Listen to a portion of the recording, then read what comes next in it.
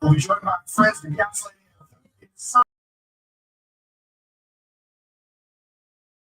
And well at Show's Beats Theater.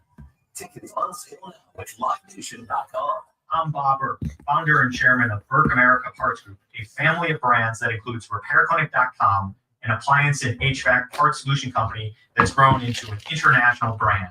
Before AmericanEagle.com, we partially launched a new technology platform developed by another firm. American Eagle helped take our technology to a whole new level with digital marketing, software development, and business insights into our key markets, appliances, HVAC, and outdoor power equipment, and did so both Hector, what up? On budget. AmericanEagle.com has the resources, experience, and talent needed to produce solutions. Our new Demon D in here, what up? By AmericanEagle.com, tremendous results with higher traffic. I'm gonna have to switch the mic in a minute.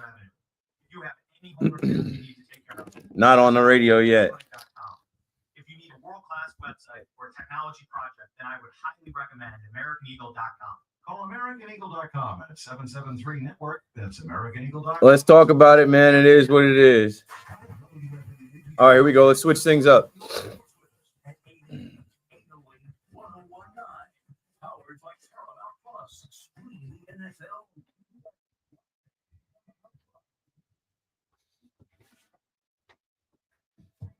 It's AM to AM.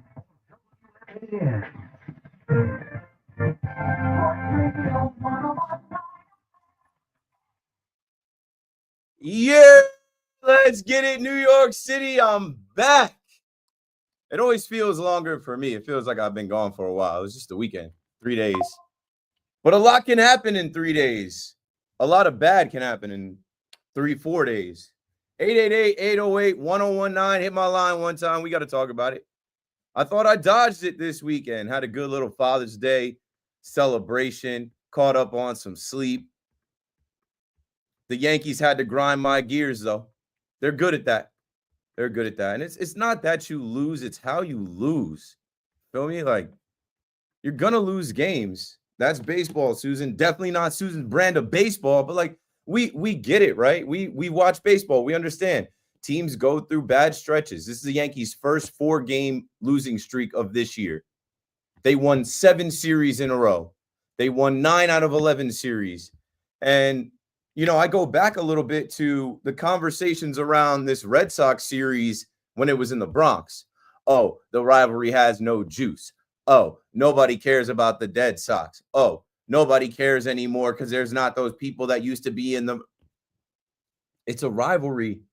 And Alex Cora and the Boston Red Sox always care. They are always turned up for that rivalry, no matter where they are in the standings. And the Yankees might have given them some life. I mean, so much so they beat us in the Bronx. And then we were rearing up for round 2, right? We were getting ready for round 2, some get back Father's Day weekend going up to Beantown, right? We won the series in between. Here we go. And then you get swept, you get humbled, and you make so many mistakes, so many self-inflicted wounds, it starts to make people talk about last year and how the season ended and what the scouting report was on you, even though this Yankees team is different, even though this Yankees team is better top to bottom. When you look at the roster, the players that they've added and how they've played defense, how they've run the bases this year, it just kind of rears its ugly head again. And I mentioned Alex Cora before I mentioned Aaron Boone. Boone is going to get a lot of flack for this. He's not beyond reproach. It's his team, and this has become an MO of his teams. And I don't care how much you like Boone. I like Boone too. He's a nice guy. But how many times did I refer to Boone as Cool Dad on Dad's Weekend? Cool Dad, you got to stop these guys. You got to check these guys. You got to wake these guys up. And it's hard for Cool Dad to turn on the switch to be mad dad, to be the tough dad, when, he's always got to protect the kids in the media. And I get that. Like, I understand in the media taking up for your players, never saying a bad word about them, but I don't know. I don't know. I don't know what goes on behind closed doors. I don't know what conversations are had. But when I see guys not dialed in, not locked in, right, running into outs at third base, not knowing the count, not just like being so locked into the game like you're trying to win, it falls under the manager. I remember for years getting on this radio station talking about the analogy of restaurants. and how I worked in one restaurant. But I know if you go to a bad restaurant and there's something going on, check with the manager. Check with the leadership. Teams mimic leadership. Businesses mimic leadership from the top down. So, yeah, obviously Boone doesn't get to run. Boone doesn't get to have at-bats. But when you see this consistently with his team, lackadaisical play, like just little things like Trent Grisham getting the ball and throwing it into Volpe and being awake. Guys like Trevor Story getting after it. And, I mean, the Boston Red Sox sweep the Yankees, and they're feeling froggy enough to do something crazy. They trade Rafael Devers, and okay, after embarrassing the Yankees in Fenway, they get rid of their best player. And I guess Yankee fans got a little bit of a, yeah, we can celebrate getting the, Yankee killer guy that's got the most home runs against us out of the division. But like, what does that have to do with today? What does that have to do with tonight? So, I mean, I'm sure we're going to talk about things that came out of Boston. I'm sure we're going to talk about the Boston series because it continued. It bled over into this game. The Yankees haven't had a lead since they played Kansas City. The Yankees can't score right now. Aaron Judge is also not beyond reproach. I mean, Ron Washington took him out of the end of the game tonight. Congrats on being the first guy with 100 hits this season, Judge. But, man, he had a brutal weekend in Fenway. Terrible. Strikeout king. And that goes back to the narratives about, oh, Judge not clutch. Judge can't come up in a big spot. He can. And this is not the postseason, even though the weather feels like it might as well be October. It's just tough when they're making mental mistakes, when the bats go quiet, when the greatest hitter in the game that we were all talking about, Triple Crown and MVP, he was also due. He was due for a slump. Can't bat 400 the whole year.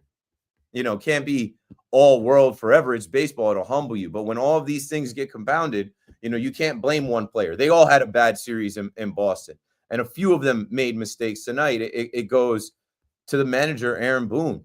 888-808-1019. We'll talk all about it. We'll talk about Giancarlo Stanton coming back, where I would have sent him to Boston, right? Because Big G is a leader on this team. Big G, the one telling him that, yo, I don't want to see you wearing those AL pennant rings. Big G telling him, oh, we don't get swept at home, like kind of being the guy to set the tone, right? He was ready today. I mean, that leadoff double he had late, what was that, in the 9th inning? They wasted it. They wasted a Jazz double. They had multiple opportunities tonight, and they're just in a funk right now. We got to go through it. It is what it is. 888-808-1019. I know you're going to be pissed off about little things like Anthony Volpe swinging at the first pitch. I am too. Got to have a better approach with the game on the line. It's not the first time we've seen it. Base is juiced. It took me back to the Subway Series, bases loaded, and I think it was David Peterson on the mound, threw him a curveball first pitch. He swung at it and grounded out, and it's like, come on. Like, we got to learn. We got to learn from these things. And that's basically where we're at, folks. Like, the Yankees are first-place team, not by as much anymore. We'll get to that as well as, talking about the Rays and the Mets. And the Mets, you couldn't even enjoy the Mets getting swept this weekend, Yankee fans, because it was against an AL East foe. Wasn't helping us watching the Rays go in there and step right up and beat the Mets. But, yeah, the Yankees are in a bad one. And I really think that they sparked the Boston Red Sox so much so that they trade Rafael Devers and they let their young guys take the reins. Roman Anthony homer tonight, and the Boston Red Sox are up right now 2-0 out in Seattle. And, yeah, I already mentioned Tampa Bay. They won tonight 7-1 over the Orioles, so that lead in first is a little bit smaller. What a joke it would be, right? And I don't expect this to happen. I think the Yankees are going to still win the American League East, but what a joke it would be if the Rays come back, catch them, and beat them in the year that the Rays are playing their home games at George M. Steinbrenner Field, the spring training home of the New York Yankees. Can't happen. They got to get right. A game like tonight, you got to win that game. Clark Schmidt was brilliant.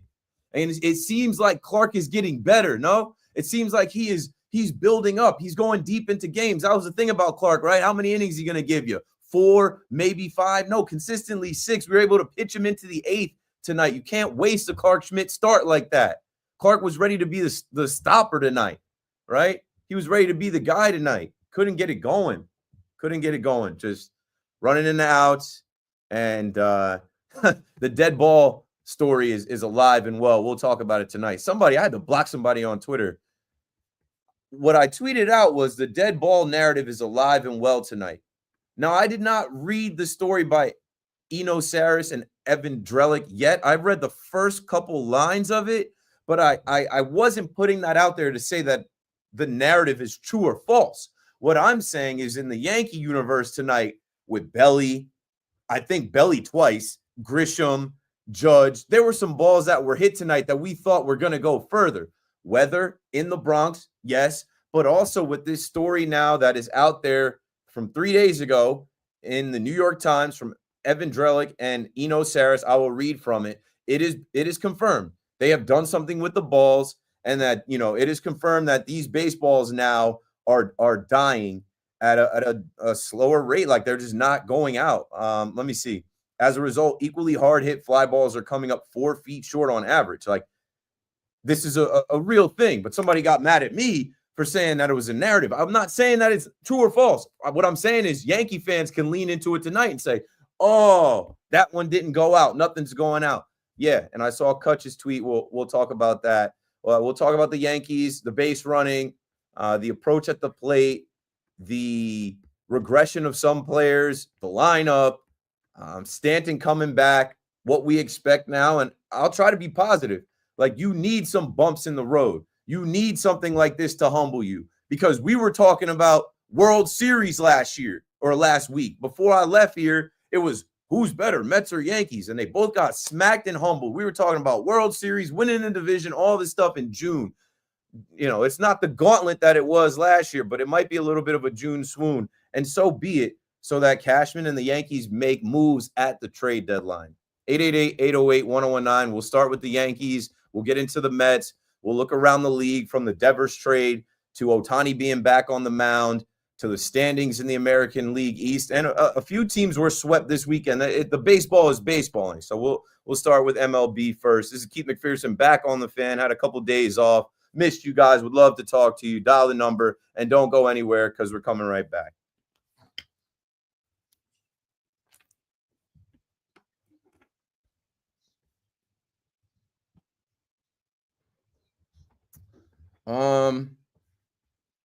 I got to switch to my other mic, but greetings and good evening.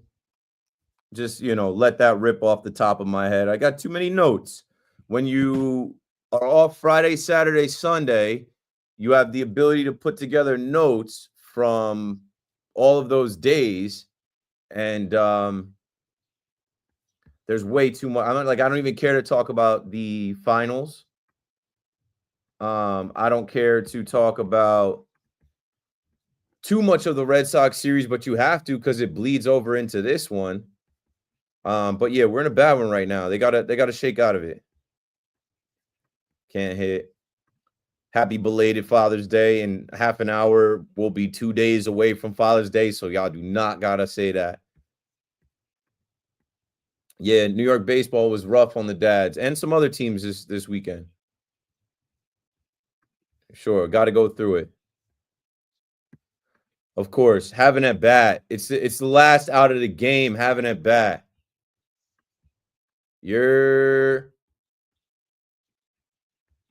Jack saying hello to the chat. Appreciate everybody in the chat pulling up. It's been a minute. I guess it's a positive that Devers is not on the Red Sox, but like the Red Sox beat us and they don't need Devers. They could beat us with Marcelo Mayer, Christian Campbell, Romy Gonzalez, Trevor Story. Yeah, there's just, man, you get a leadoff runner on second. That guy, you got to get that guy in. Sure thing. I had a great Father's Day. I'm blessed. Another small ball. Here come the Rays. DJ's washed up. Can't lay a bunt down. Yeah, Big G was solid tonight in his first game back. Looked healthy, was running out there real good, and his bat speed is there. And hopefully, he's a threat in the lineup and doesn't have any early slumps. 2.5 game lead now after losing 4 straight and Rays winning 4 straight. One time we wanted the Mets to win. I'm saying you could, like, The Mets getting swept at home, you couldn't even get a chuckle out of because our lead was shrinking as well. Nah, they won't do that. There's a 0% chance. They do need to make a few trades. I don't know when. Humble pie was served. We got smacked. When you get smacked and you get humbled like that, it just is a quick little shock to your system. Like, yo, baseball is gonna baseball, and you're never as great as you think you are. And it doesn't matter how great you think you are in June. Dominguez overrated so far. What happened to Jason Dominguez? He's not playing every day. He's not the most cerebral baseball IQ guy. He's used in a bunch of different ways. Left field, DH, bench, pinch hit, pinch runner, hits from both sides. I don't know. He's young.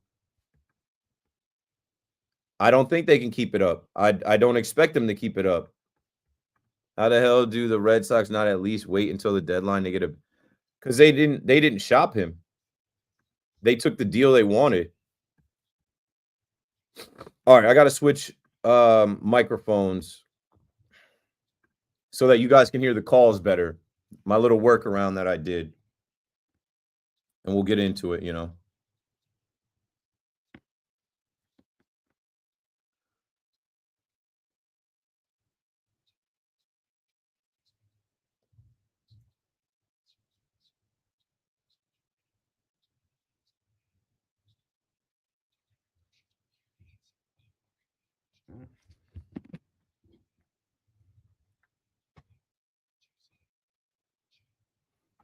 Happy to be back. Just hate losing like that, yo. Great start out of Clark Schmidt. Waste.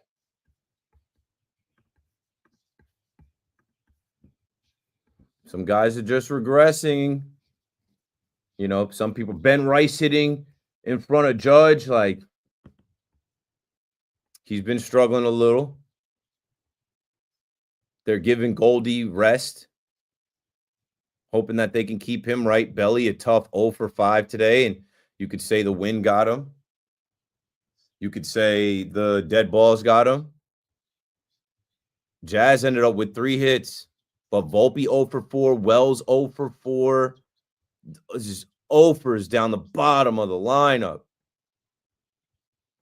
Peraza, Escara, nothing. And then DJ LeMahieu, nada. Worked a walk.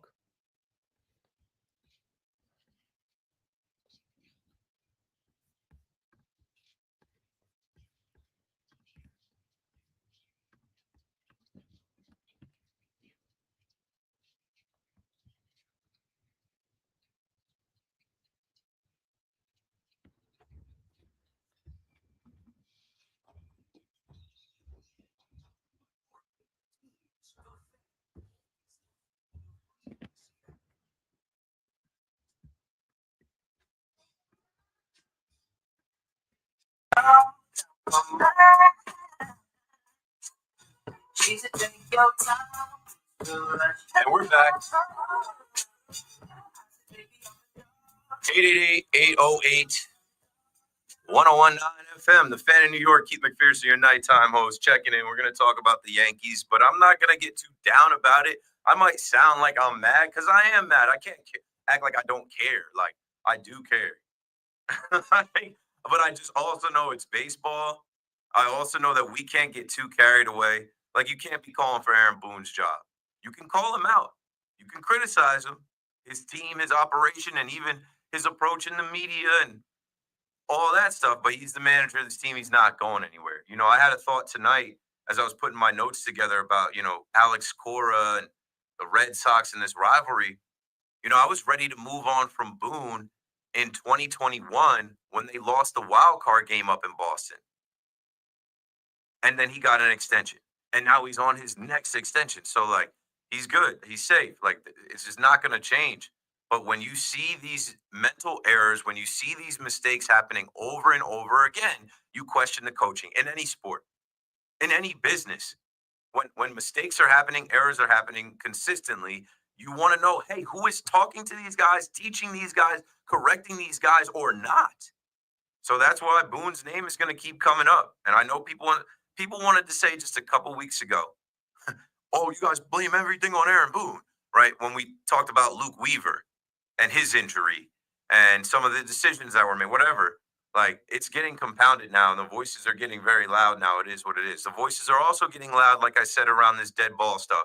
Now, obviously, the story has been confirmed as truth, right? To me, I think it was a narrative tonight in the Yankee world with the weather, with the ball dying, whatever. I don't care to go back and forth on what is true and what is not true. It's confirmed, right? You have journalists writing about it, and then Andrew McCutcheon's tweet over the weekend pretty much went viral. He said, I was told by a rep for MLB that the balls are indeed different this year.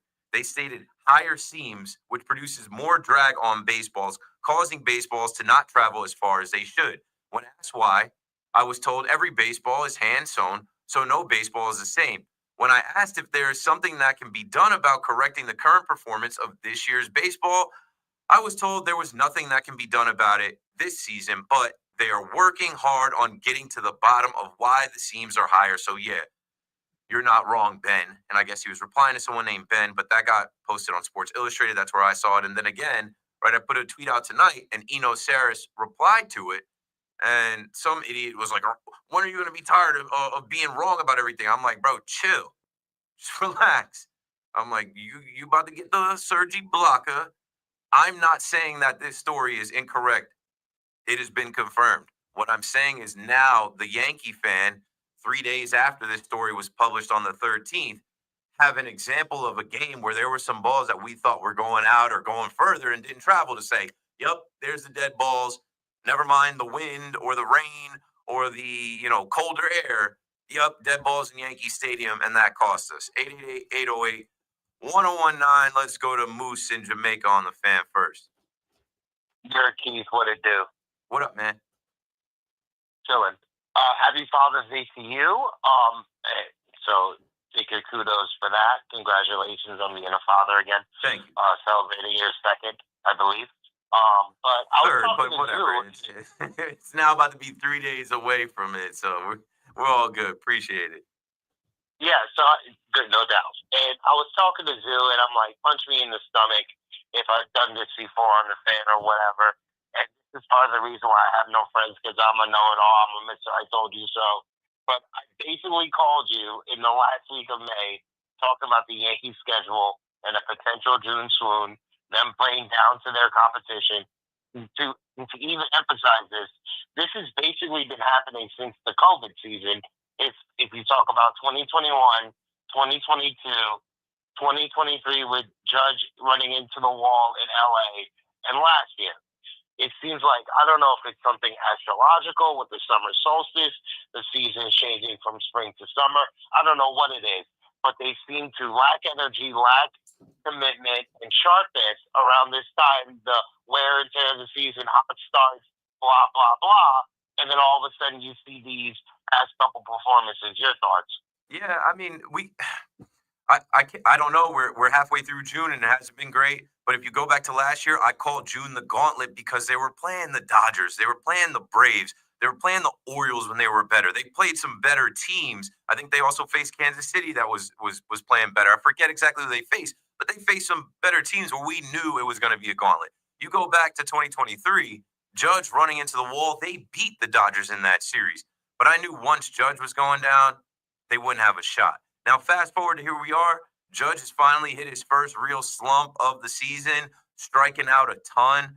And when, as he goes, the team goes. So if he's not coming through, you feel the effects. But there were some guys that did their thing tonight. Stanton did his thing tonight as far as his first game back with 2 hits.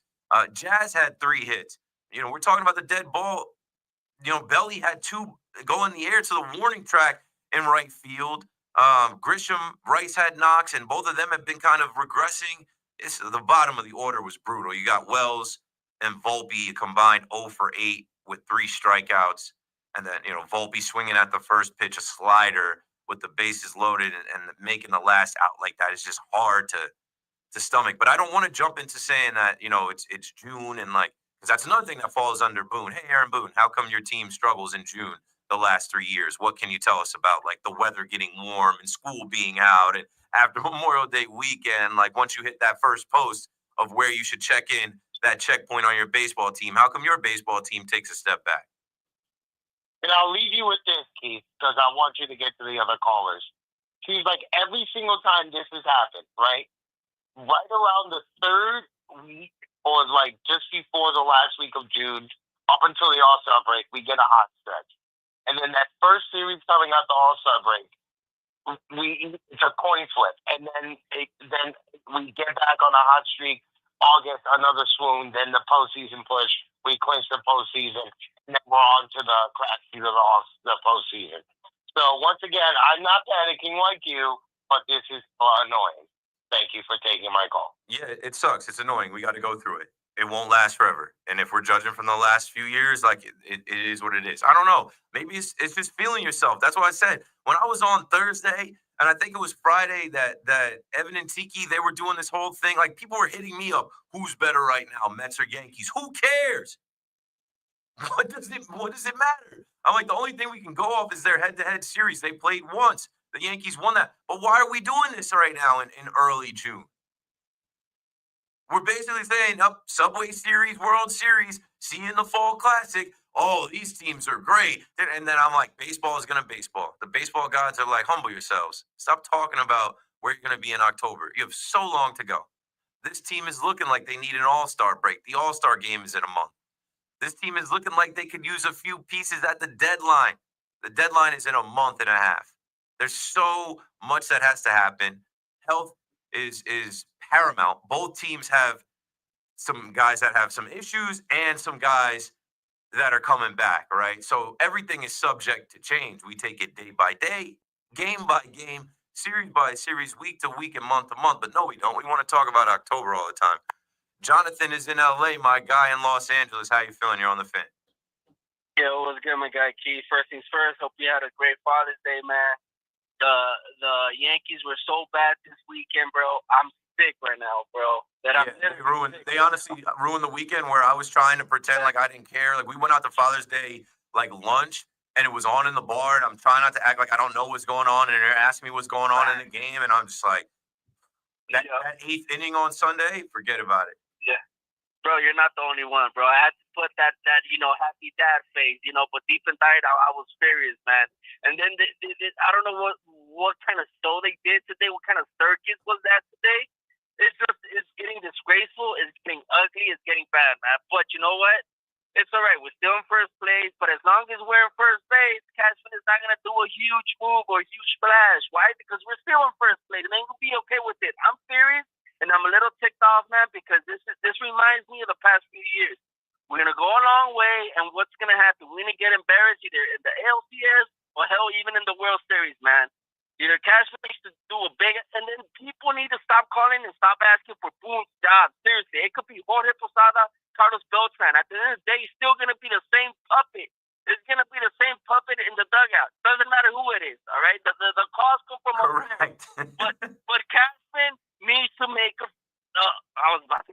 Cashman needs to make a move, man. A big move needs to wake this lineup up, man. And you know what? For the first time, I actually agree with that one person that I don't even like listening to in the morning. Yes, the lineup, if it's not Judge, the lineup is pretty dead, man.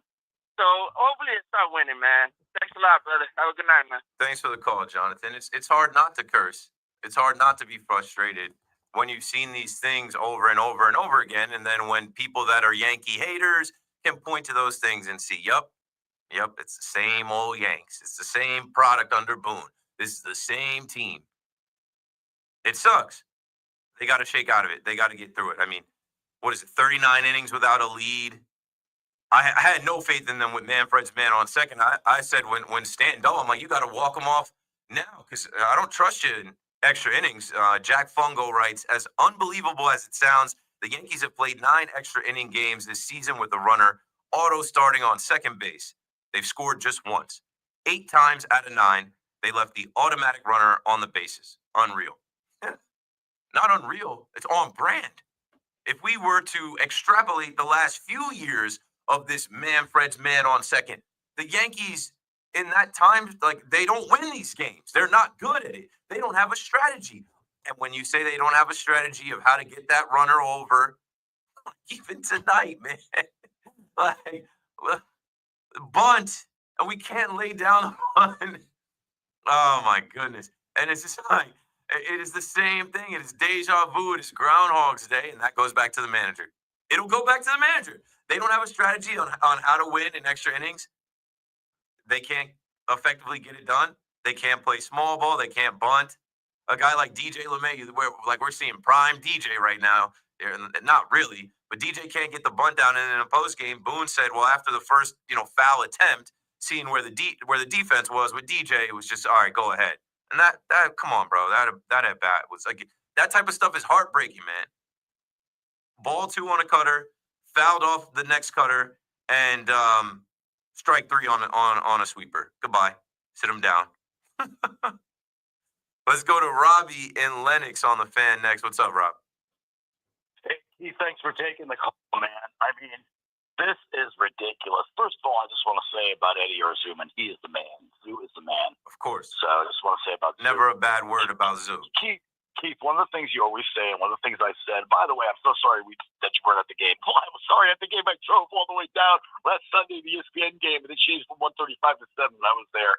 Anyway, so the thing about tonight, which really bothers me, okay, you always say this all the time, and I love this phrase, play stupid games, win stupid prizes, okay? This is like really ridiculous. I cannot believe this team has gone 5 games and scored 5 runs, but tonight is the quintessential Aaron Boone game for me tonight. I'm not going to blame him completely because a lot of balls got just lost. I mean, Cody's ball on a normal day goes out. I'm sorry, he crushed that ball, and Judges crushed the ball too. It just was on a line. But let me just go through a couple things for you. The 7th inning, you have Jazz on first base. Why is Volpe bunting? Was that on his own, or did Boone call a bunt? I want to know. I don't know. It's so hard to tell sometimes. I got to go back to the post game and see where they asked. I don't know if they asked about. I don't know if they asked him, but that's asinine. When you have a guy like Jazz, why? Yeah, why? First of all, why is Jazz not attempting to steal? Why is Volpe bunting Jazz over? That makes no sense. Okay, you don't bunt the guy over when the guy can try to steal a base. Then you may bunt him over to third at that point, maybe. And this is what drives me nuts. Giancarlo, beautiful game. There's a positive. Clark Schmidt, there's a positive tonight, right? Giancarlo gets a double. They put Jason, I don't know how to run the bases, Dominguez on second base, right? Okay, he's on second base, right? And they ask DJ to bunt. DJ misses the first bunt. Why isn't DJ bunting on the second attempt? Why is Boone calling for him to hit away? Yeah, that's they stupid. took it off. Is Boone really that this stupid? is prime DJ LeMahieu. He's going to be the machine with runners in scoring position and slap one through. Is he really that stupid, DJ? I mean, what is he thinking about, DJ? I mean, and then when he has 2 strikes, then he's not going to bunt, so he strikes out. And Jazz's at bat is ridiculous in his last at bat. I mean, you get a double, and he swings through 3 pitches, tries to kill the ball. How about choking up on the bat and actually just getting the ball to the right side? This is the problem with this team, Keith. Simple, fundamental ABC baseball, and it's been going on for 8 years under Aaron Buffoon. Okay, why isn't DJ bunting the baseball there on a second attempt? You can't lose to California. How do you lose to the Angels? And now we realize it wasn't Boston's great pitching. There's some holes inside. And the other thing too is that Austin Wells. Can I actually watch Austin Wells actually swing at a ball that's not 6 feet over his head and then try to hit a golf shot like you Scotty Scheffler on the 9th in the back 9? I mean, this guy's hitting. Look at the averages. I know a lot of emphasis is not placed on averages, Keith, anymore in professional baseball, but this team has, 6 guys or 5 guys hitting under 250. That's not good. And it's only going to get worse. Sorry, Robbie. We're up against it. We got a break here. It's already 12. 888-808-1019. Keith McPherson on the Fan for 2 more hours. Call me up, BRP. BT and Sal argue like your group chat, but with better mics. The Fan, 101.9 FM and always live on the free Odyssey app. Hi, Zoe Saldana. Welcome to T-Mobile. Here's your iPhone 16 Pro on us. Thanks. All right, I had to switch the mic.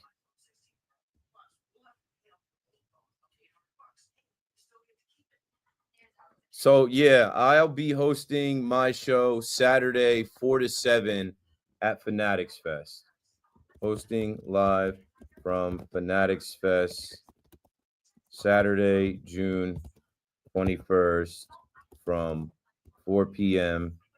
to 7 p.m. Very much looking forward to it.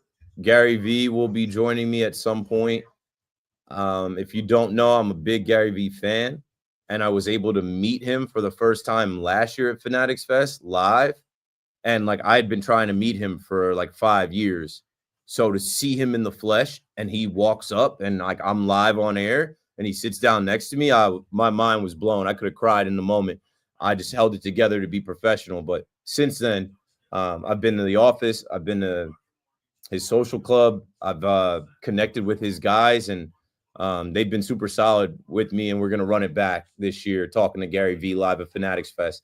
I'm going to try and work on another guest, but, you know, those shows are great. They're off-site. There's so much going on.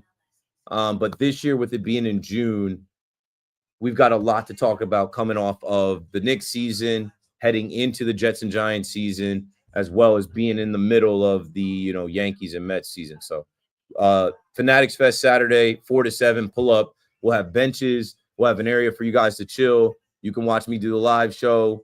In between the breaks, sign autographs, take pictures, meet and greet type stuff. It's a lot of fun. So I'll see you there.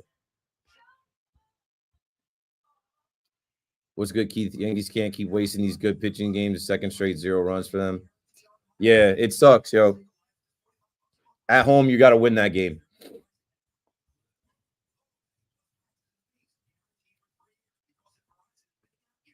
Yeah, it's definitely not. You know that whole like we're the Yankees. Like I'm gonna star this one because I'm gonna bring that back up in the conversation. I got something for that, Stephanie. That's a good point. I'll bring it up. I miss listening to 660 in NYC.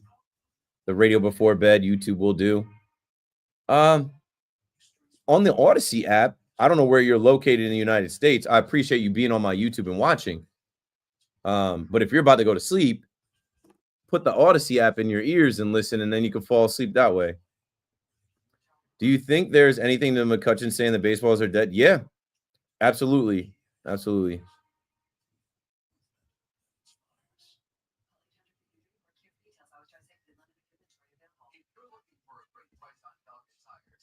Five games, 5 runs, shutout twice. We're in one. Yeah, we're in a bad one right now, bro. That's all. Nothing else to say besides we're in a bad one right now.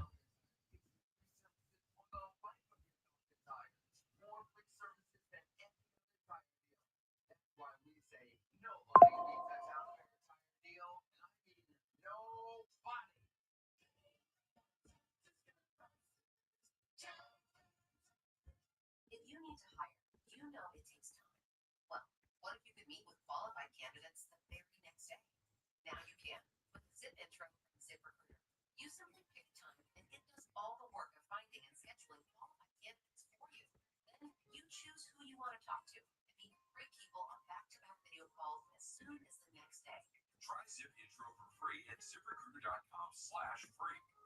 Zip Intro. Post jobs today. Talk to qualified candidates tomorrow.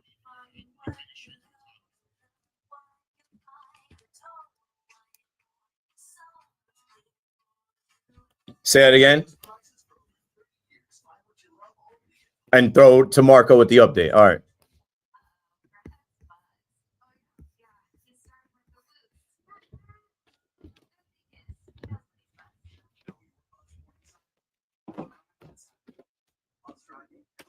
Like, bro, who be using this? Get this out of the way, bro.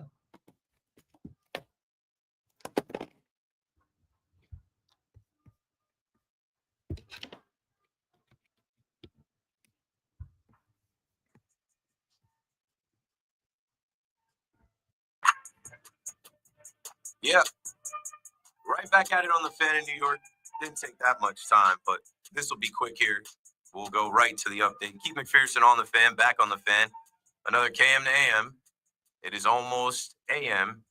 And yeah, you know, somebody in my chat brought up something, and this is gonna just like these are the type of things that are gonna come up with the Yankees, right? There will never be another Mariano Rivera, so any closer gets compared to him. There will never be another Volpe or another Jeter, but look at Volpe. Like Volpe makes a couple good throws, and it's like he's making the Jeter play, and then A night like tonight, he's back in the doghouse with the fans. And Stephanie Capuano writes, "This is not like the dynasty years. I miss the brawls and guts." And there are a lot of people saying, like, and it's twofold with that, right?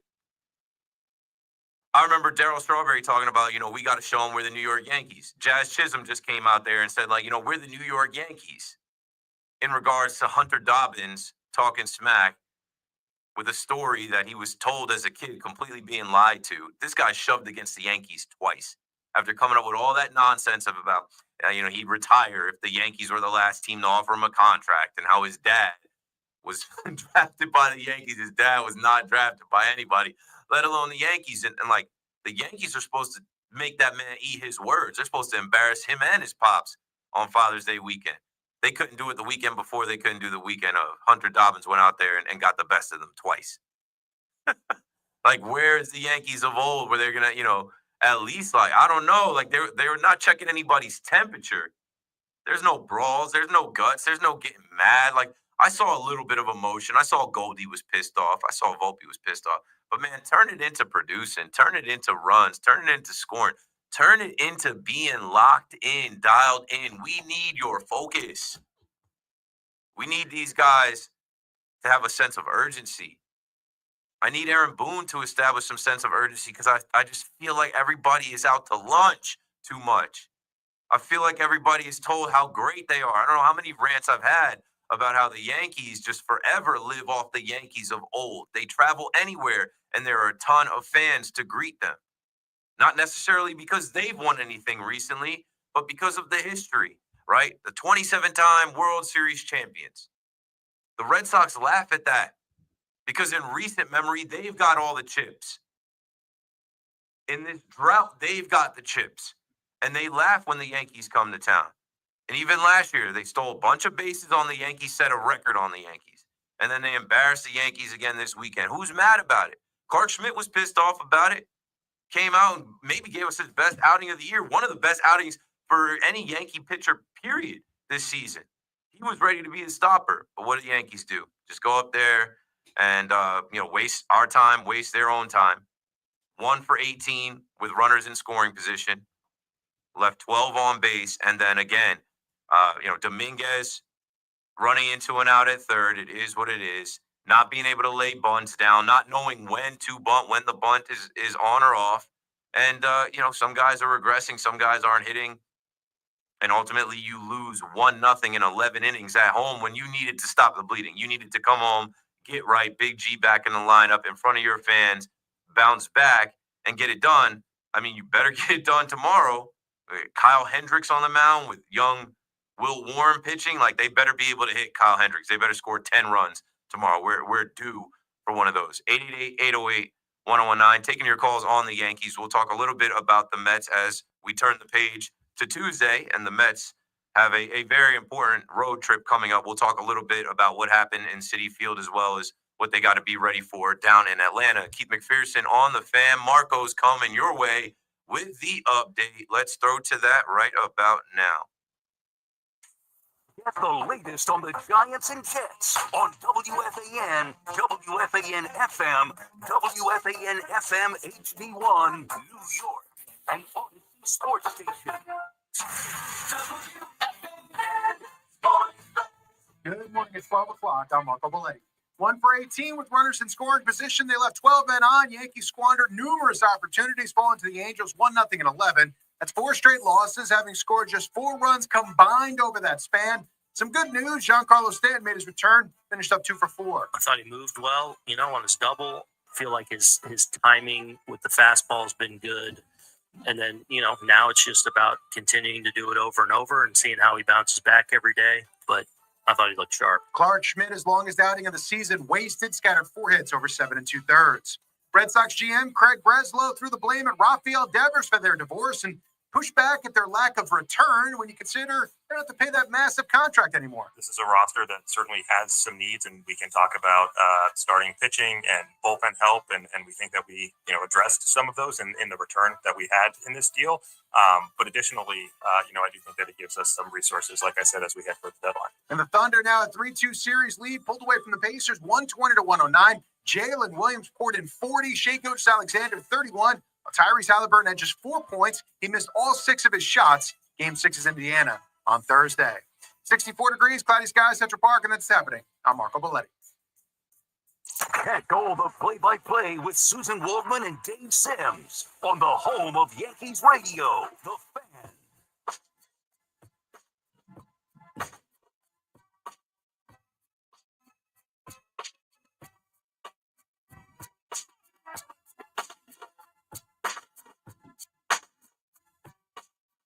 Good morning. Good morning. Good enough, I guess. Keith McPherson on the Fan, freshly after 12. We got less than 2 hours to go on my show. I'll keep it quick. I mean, I just heard the update with the NBA Finals, and I can't hold you. This is like the least interested I've been in the NBA Finals in a long time. Like, I haven't actually sat down. I think the most I watched was the first game, which was great, especially how it ended. I just haven't been checking for it. I've always sat down and watched the finals, I guess because what the Yankee situation is, and then also, I mean, the hockey's been good too. Not for nothing. What's this dude's name? Brad Marchand? I had this whole thing in my note. We're probably not going to get to it, but I'll say it now. Adding a difference maker at the deadline. I was watching that game over the weekend, and they showed him pregame. He was like chewing gum. He was, he was popping his, like he was talking his trash, and he just looked so confident. And then when you see him in the game, it's like, bro, they put that dude. He came from Boston, right? They put that dude on that team, and like he's the difference maker. The team that won it last year on their way to potentially winning it again because they don't settle. They don't say, oh, we've got this at home. Or this guy will do. They take an opportunity to add a prime-time player, a difference maker, and look what it's done for the Panthers. Now, I say that to say this. The Yankees got to do that. The Mets got to do that as well. Both need starting pitching help. Maybe even some other bats. With the Mets this weekend, you see Tyler McGill and Griffin Canning both implode, both not have good starts. It's like, okay, just as soon as we were crowning that pitching lab, saying that pitching lab, what are they doing with these guys? They got to go back to the lab and figure some stuff out. Just as we were ready to say Juan Soto is back, as people thought that they were going to get their lick back on me, as people thought that they were going to troll me for Juan Soto. You know what I'm saying? Like, I'll hold your horses. I know he got on base, but like did Juan Soto do anything to dominate in the Tampa Bay Rays series? Shout out to Danielle McCartan who got on. She was filling in for me this weekend, and she also got on Twitter and basically said, yo, hold your horses until we see what Juan Soto does against somebody that's not the Rockies and not the Nationals. And then enter the Tampa Bay Rays. They sweep the Mets, step right up and sweep the Mets in Citi Field, a place where they have the best home field advantage. In Citi Field, where I guess you can blame it on the weather. It was raining a little bit. I don't know. Maybe you blame it on those dudes twerking on that big ass screen. Josh is in Passaic on the Fan. What's up, Josh? You're on.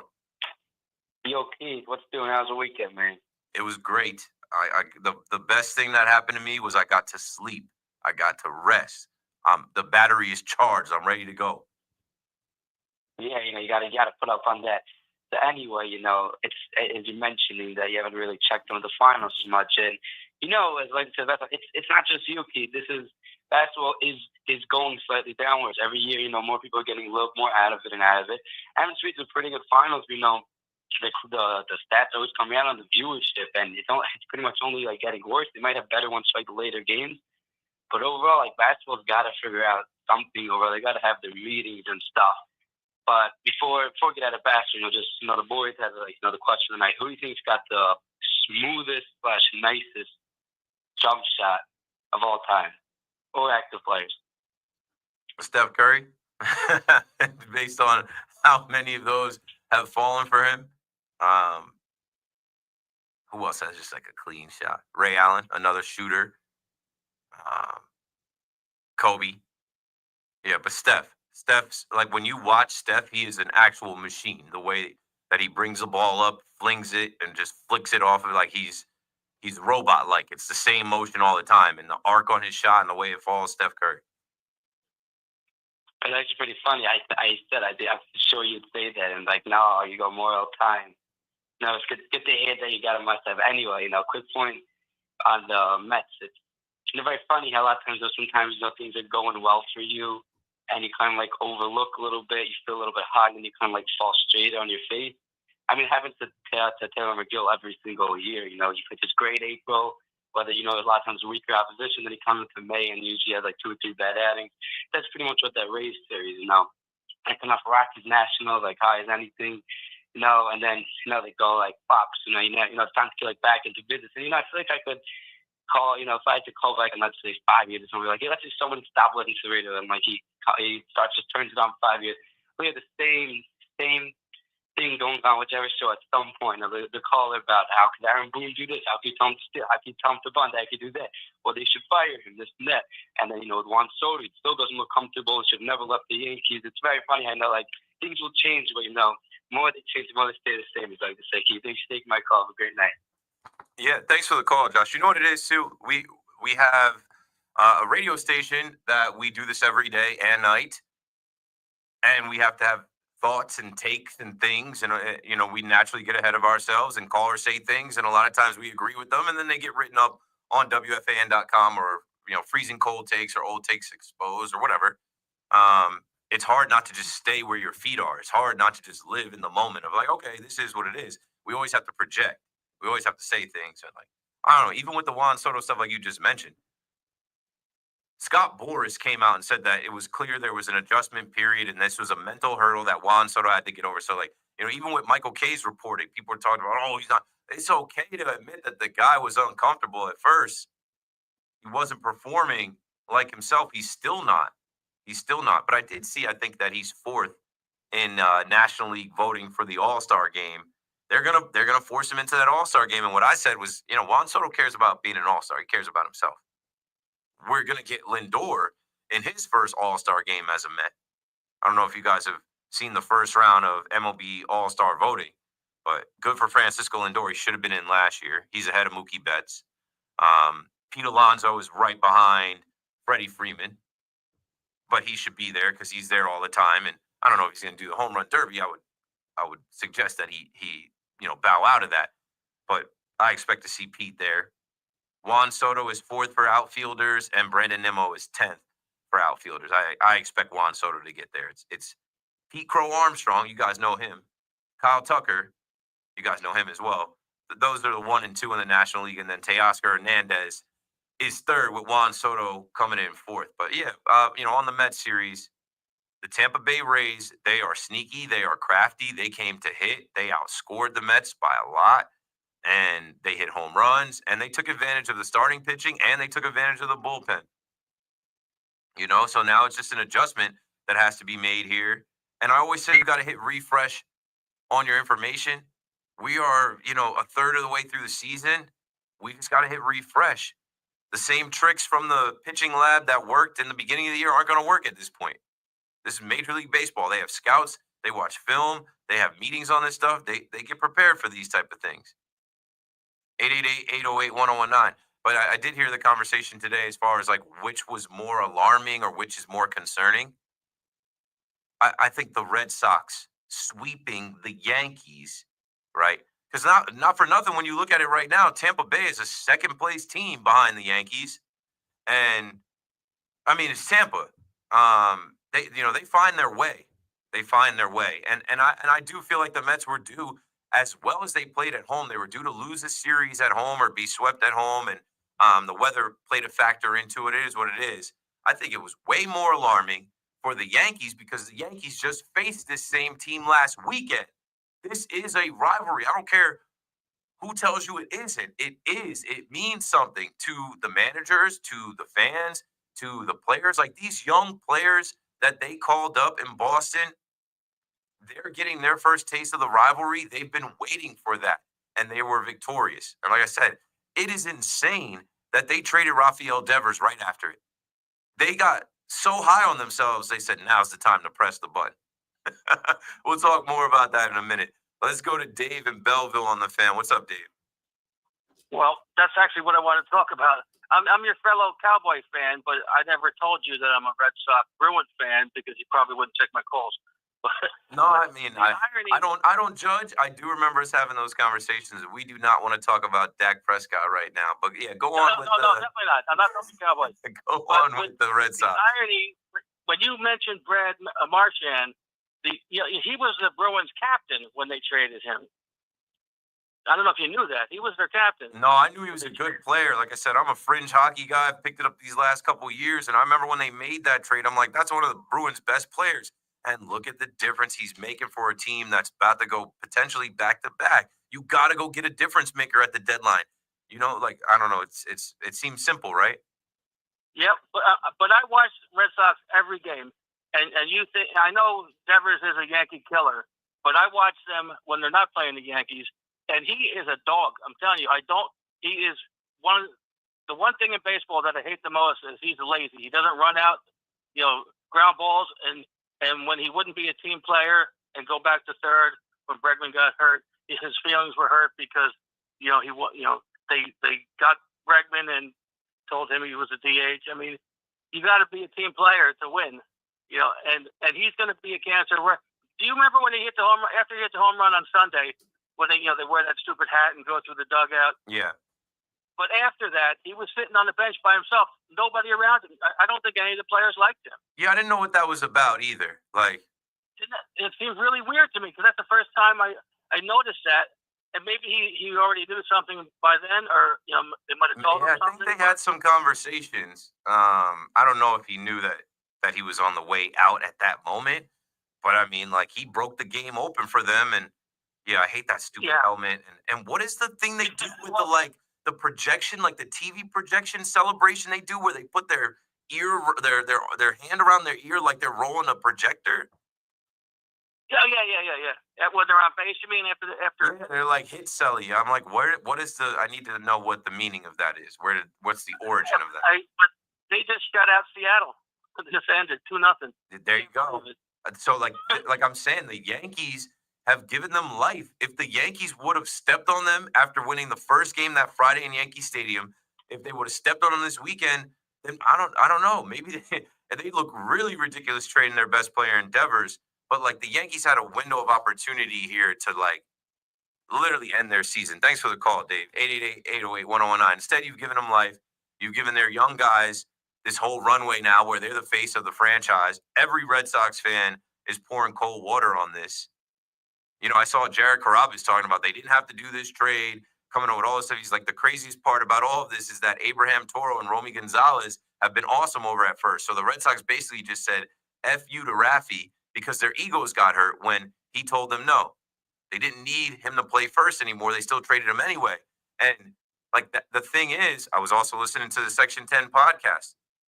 This is an issue that they created. You paid this guy, right? And you have this guy, and then you went out and got Bregman that plays his position. So like you're moving him off, and then he started off slow at DH, and then he picked it up. And now that he's in a groove at DH, he had settled in, and now you trade him because it was an ego thing. Craig Breslow, he's on one. I mean, but the Red Sox are always on one. This is what they do. The Babe Ruth trade. Didn't they try to trade Ted Williams in a drunken night in the bar? They traded away Mookie Betts. Now they traded away Rafael Devers. So, Breslow came out today and doubled down on this. There's some quotes that came out that I want to read. So I'm like, oh, this guy, like this was giving me Luka trade vibes. Like you don't like something about the player. You knew the Mavericks didn't want to run him the max. So like they don't want to pay him. They don't like his attitude. And we found out today from Jim Bowden, they didn't shop him around. There were a few GMs that Jim Bowden said he talked to that had no idea. This thing smells like a Luka trade. So Breslow comes out today and he says, it's not that this was the best deal we could get, because the best deal that we could get may not necessarily be good enough to trade a player like Rafi Devers. But when you consider all the factors here, this is the one that made sense. For some arms and one outfield prospect, for a top 10 hitter in baseball, a guy that's probably going to be an all-star again for the Red Sox, a guy that you're paying you were paying $313 million. There's conspiracy theories about the Red Sox ownership group not wanting to pay him.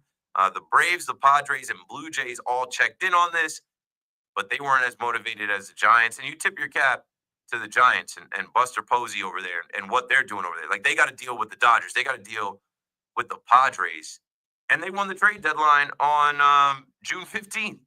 888-808-1019. Last thing on Devers, David Ortiz spoke, and he says, players need to take this as an example. Nobody is indispensable. You have to be available.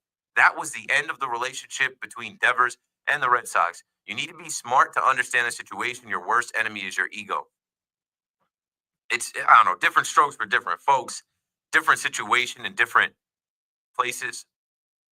Like, I mean, here in the Yankees organization, they love to play guys out of position. Gleyber Torres didn't want to play third base.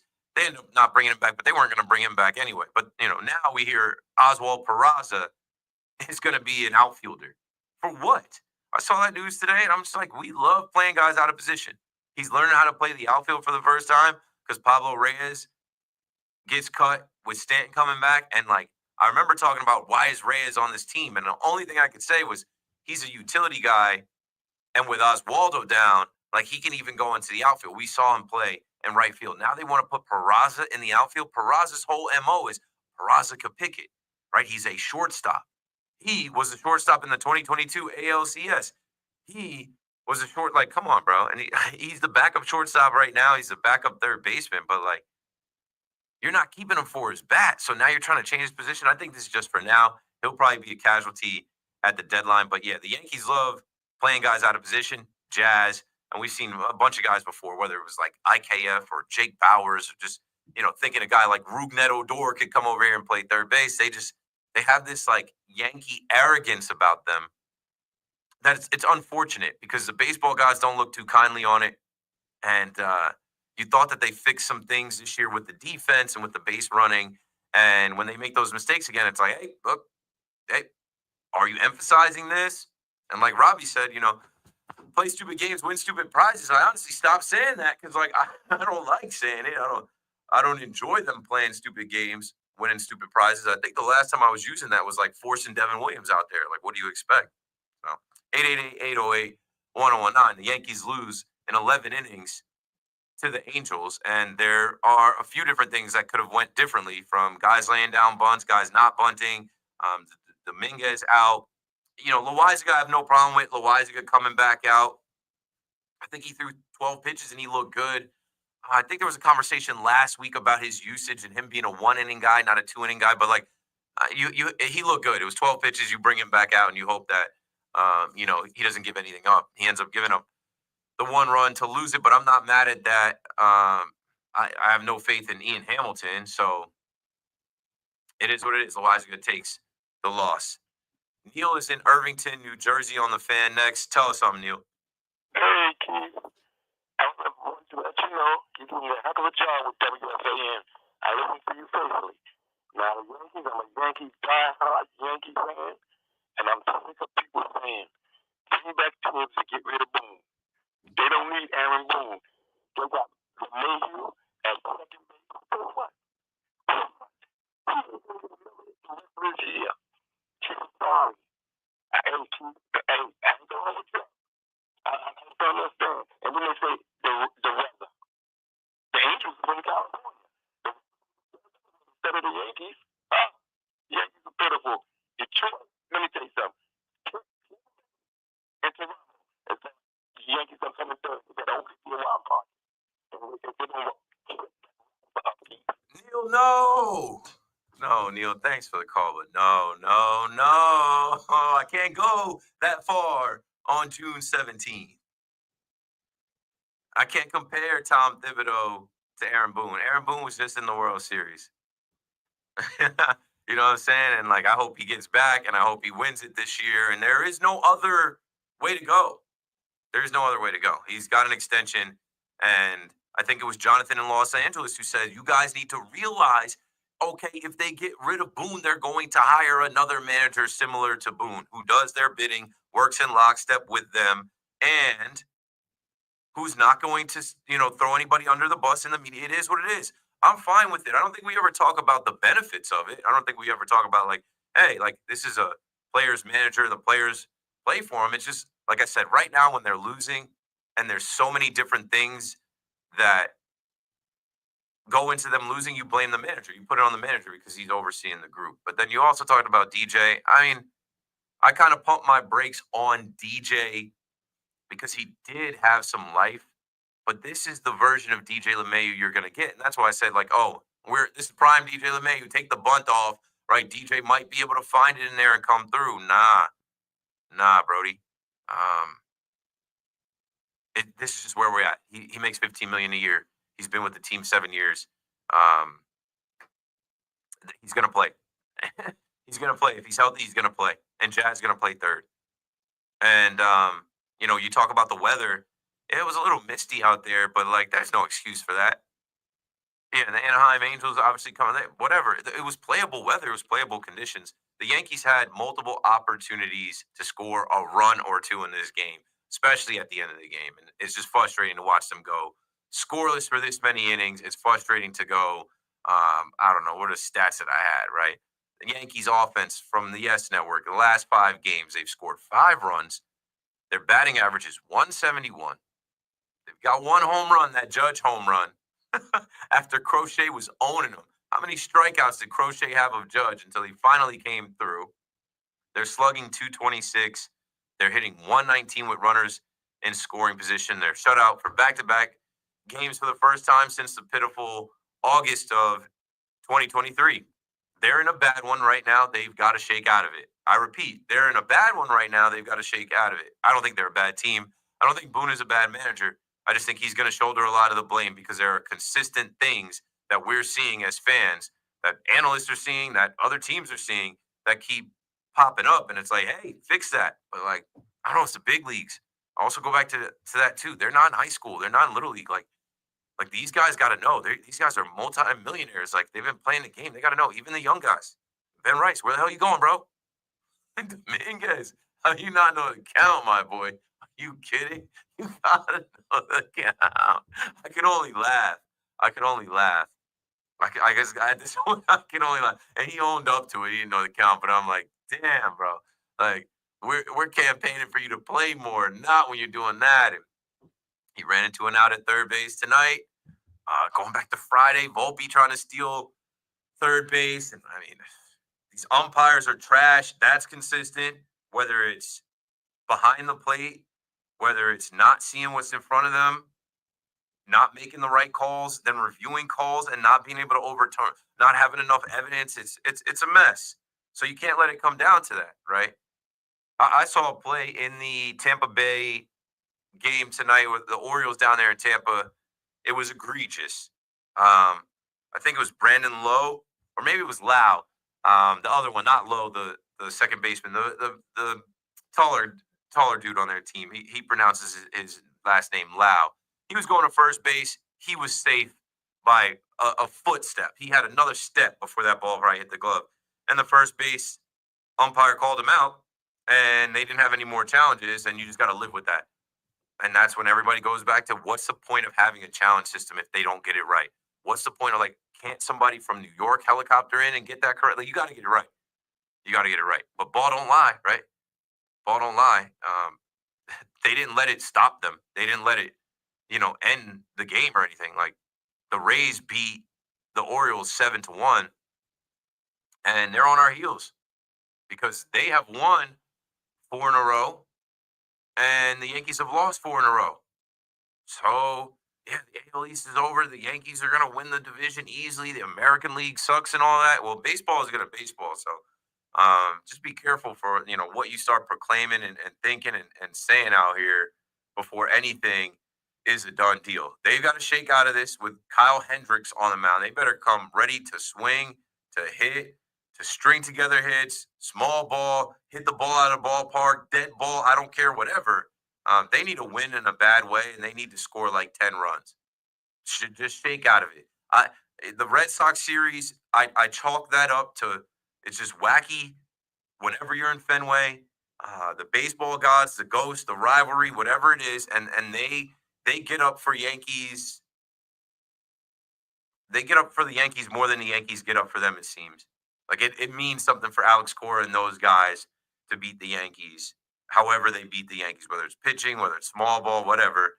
And no excuse tonight. Clark Schmidt gives you an outing like that. You have to win that game. You get into extras where you're the home team. You have to get that game. But like they don't have any strategy when it seems like they're making it up. It's improv. They're making it up as they go in extras. All right, what are we gonna do now? Bunt on. Okay, bunt off. Okay, yo, you swing away. Like we gotta get the run in. Let's go to Lakewood, New Jersey. Molly, you're on the fan. Before we go to the break, you got it. Thanks for taking my call. I love the show.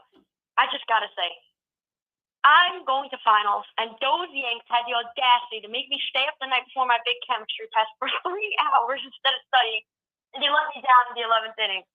I felt like I played a stupid game, and I won a stupid prize. And now you're up listening to me talk about it. Yeah. So I'm going to be heading out hopefully to a game this Wednesday for Bucket Hat Night. Very excited, but I'm really scared. I need some comforting words because this is really feeling like last year. They don't need to hit it out of the park. They're just so eager. I just want basic baseball. Yeah, just simple stuff. If we get a runner on second base with no outs, get that runner in, please. It's simple. Here's what I can tell you. It doesn't matter. They find a way to screw it up. So that Wednesday night game, you get the free bucket hat. That's worth the trip itself. The weather is gonna start. The weather's gonna start to turn. Where Wednesday night, we'll see if it rains, but it's supposed to be up to 79. Yeah, you have to get a poncho too. Where's that ugly thing? It's a 4-game set, so you would hope that we can beat Kyle Hendricks. Salvage. And then maybe rip off Wednesday and Thursday. I don't know. They got to shake out of it, and I think they will. Now that they're back home, they're in their own apartments and with their significant others and their kids and their dogs and stuff. Tonight was rough, but Stanton is back, and let's hope that they can keep rolling. Big G, it's nice to have him back. And just about DJ, I'll never trust him. I will remember though my first game, he had a great performance. It was against the Nationals. I just remember saying, "Wow, this guy has power." But it's pretty sad to see him, decline like that. But this year, I feel like with the right positioning, I felt like this was a good lineup put out today with Goldie on the bench. So you have a real bench though, but it was played abysmally. Yeah, the bottom of the lineup, they did nothing. Like the bottom of the lineup, nothing. Was terrible. And then they took Judge out of the game. Ron Washington. It's like, a scoreless game. I'm not going to let Judge win this game. A 1-run game. I'm not letting Judge. Take Judge out of the game, and then nobody else comes through. Right. Thank you. Get some rest. Thanks for the call. 888-808-1019. Yeah, I don't know. I don't know what to tell you. It's baseball stuff, but like the longer it goes, it's not just baseball stuff. The longer it goes, the more people get frustrated, agitated, start pointing at certain players and the manager and certain things. And then they go back in time and they say, well, this happened in this game and this happened in that game. And, we can point to this. And yeah, they got to shake out of it. They got to win. One win change. I thought that would have been tonight. Honestly, I thought I ducked the weekend. I wasn't on Friday, Saturday, or Sunday. And I'm like, good, because these guys grind my gears. The Boston Red Sox with those stupid ass City Connect uniforms, they wore the green ones. They wore the yellow ones. And they embarrass you in those stupid jerseys. They are the opposite of the Yankees, literally. Like, oh, you guys are too cool to change your uniforms? Like, we will have the most far from our color uniforms and play in them and have blue, baby blue and yellow uniforms, green monster uniforms, and beat you in them. We'll have Hunter Dobbins, who lied about your organization, shove. We'll have guys like Trevor Story, who you passed on, get after you. Oh, and don't forget about Carlos Narvaez. We'll make it seem like Carlos Narvaez played more for the Yankees than the Rail Riders, and we will write his revenge story on your behalf. 888-808-1019. And it's hard to shake that weekend series with the Red Sox. It's hard to shake that off. And then, for the Yankee fans parading and celebrating, like, oh, they traded Devers. We don't have to face Devers anymore. Like, okay, but you still got to deal with them, and they just swept you. At least we don't have to see the Red Sox until August. I had a thought, right? Last year, didn't the young Detroit Tigers bring up their young guys and beat the Yankees in a series, and then they got hot and went on a run. Let's hope that's not the Red Sox, because Detroit, and granted, that was August. Detroit beat the Yankees. Remember the Little League Classic, and Dominguez got called up, and Skubal shoved. After that, they started beating everybody, so much so that they got into the wild card spot, so much so that they knocked off the Astros. Like, please do not spark the Boston Red Sox that way off of the last 2 weekend series that we had. Keith McPherson on the Fan till 2. Call me up. We're still talking Yanks. Taking your calls on the Mets. Come on, Met fans. Talk about that Friday game with Carlos Mendoza, whatever you want to complain about. And then as we get into the 1 o'clock hour, I'll sprinkle some other stuff in, whether it's Devers, going more in depth with the Devers trade and the Giants. I really want to talk about the Giants perspective, the dead balls, and then maybe we'll do a little bit of the NBA. And there are some things developing with the Knicks as well in their head coaching search. So more to do. 888-808-1019. KM to AM returns right after this. You're juggling work, life, and receivers who can't catch a cold. We get it. And we got you. New York sports. No filter. The Fan. 1019 FM and always live on the free Odyssey app. Flag and Anthem has you covered this summer with UPF performance shirts and graphic tees equipped with a 4-way stretch and sweat wicking technology. Upgrade your summer wardrobe at. All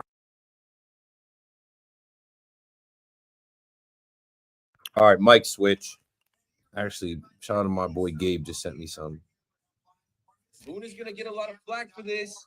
He's not beyond reproach. It's his team, and this has become an MO of his teams. And I don't care how much you like Boone. I like Boone too. He's a nice guy.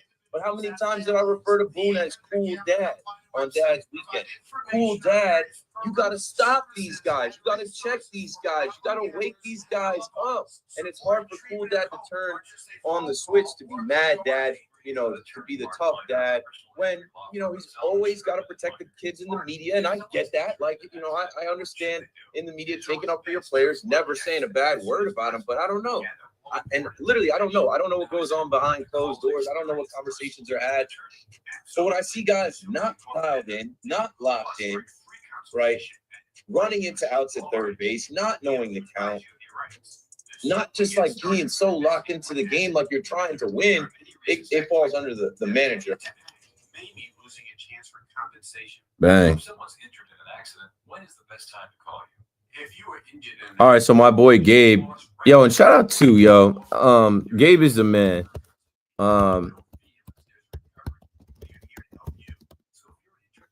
But we need a understudy to Gabe, yo.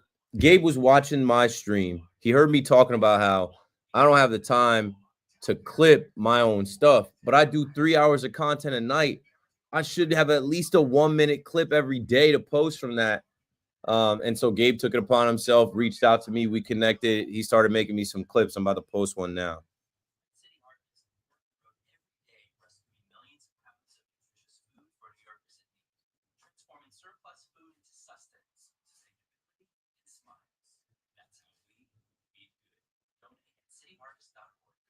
The success you've had in life matters. The late nights, the extra shifts, the moments you've stood up and said, I've got this. At University of Maryland Global Campus, we value your achievements because we're a school for real life. With UMGC, you can earn up to 90 credits toward a bachelor's for private learning and relevant life and work experience, or transfer up to 12 credits toward a master's. We offer scholarships, affordable tuition, and online and hybrid classes, all with the support you need from your first day to graduation day and beyond. As an accredited state university, we've been transforming lives for over 75 years. Choose from more than 135 undergraduate and graduate degrees and certificates, and get ready to succeed again. Get an affordable online skills-based education to move your career forward.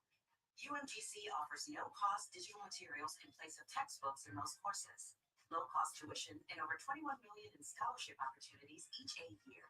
Find out if you qualify at umgc.edu. Certified to operate in Virginia by Shell. Sprint $0 locking in low prices for 3 years guaranteed on my plan. You get single line for just $45 a month when you switch and bring your phone. That's their best price ever on unlimited welcome with auto pay plus taxes and fees. Guaranteed for 3 years because at Verizon they got you. See a local price. 6 months on unlimited welcome. temporarily slower than other traffic. Only 2G speeds. Price guarantee applies to any current lease. Monthly rate. Additional terms and conditions apply.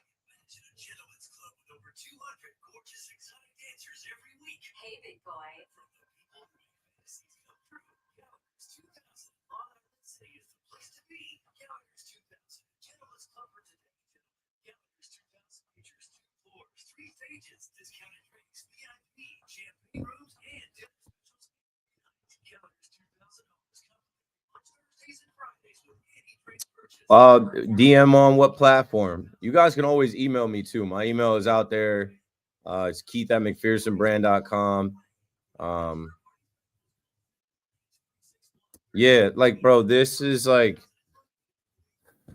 it's not even worth me like explaining why we don't. You know, it's just inside baseball. It just doesn't. It doesn't.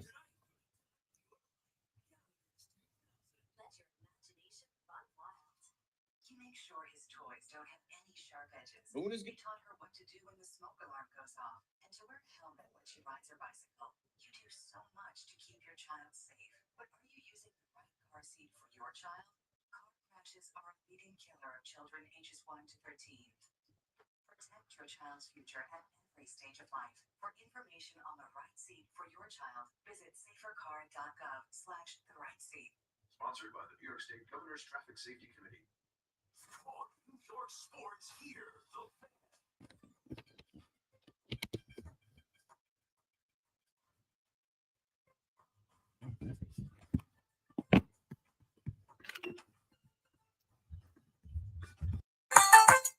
Okay. 888-808-1019. Hit the line if you want to talk to me one time. Keith McPherson back on the Fan. Did you miss me? I know someone's back there like, no. No, actually, I enjoyed the weekend without you. Well, I'm back to talk about the Yankees, of course, and the Mets. But I understand the Mets were off, so we really don't have much to go off of. And now, if you go back, you got to go back 2, 3, 4, whatever days.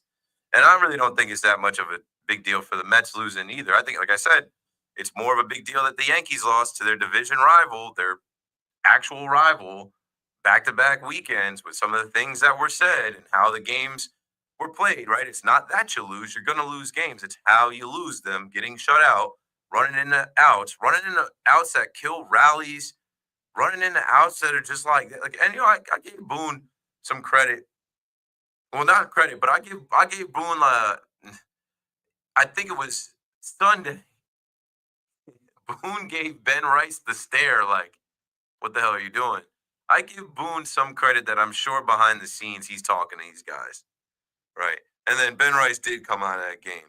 But it's like, man, again, and I just, shout out to my boy Gabe who just clipped up the video.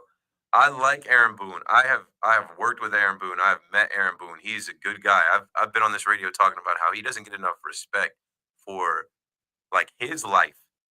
Like he is an American sports and baseball icon, his whole family. But these modern Yankees that get tagged as,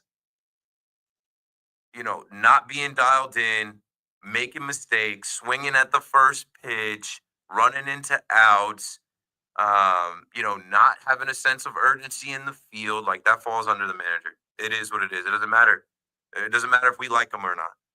Like it is what. And when there are multiple guys at the same time making boneheaded mistakes, when it's a theme that is carried over from last year, you look at the guy that's leading the way. What kind of conversations are being had or not being had? And it is what it is. This era of the Yankees, right? It's not Gary Sanchez anymore. It's not Gleyber Torres anymore, right? We're always looking for a whipping boy. We can't be mad at Aaron Hicks anymore or Josh Donaldson anymore. Like it's pretty consistent. You can call a spade a spade.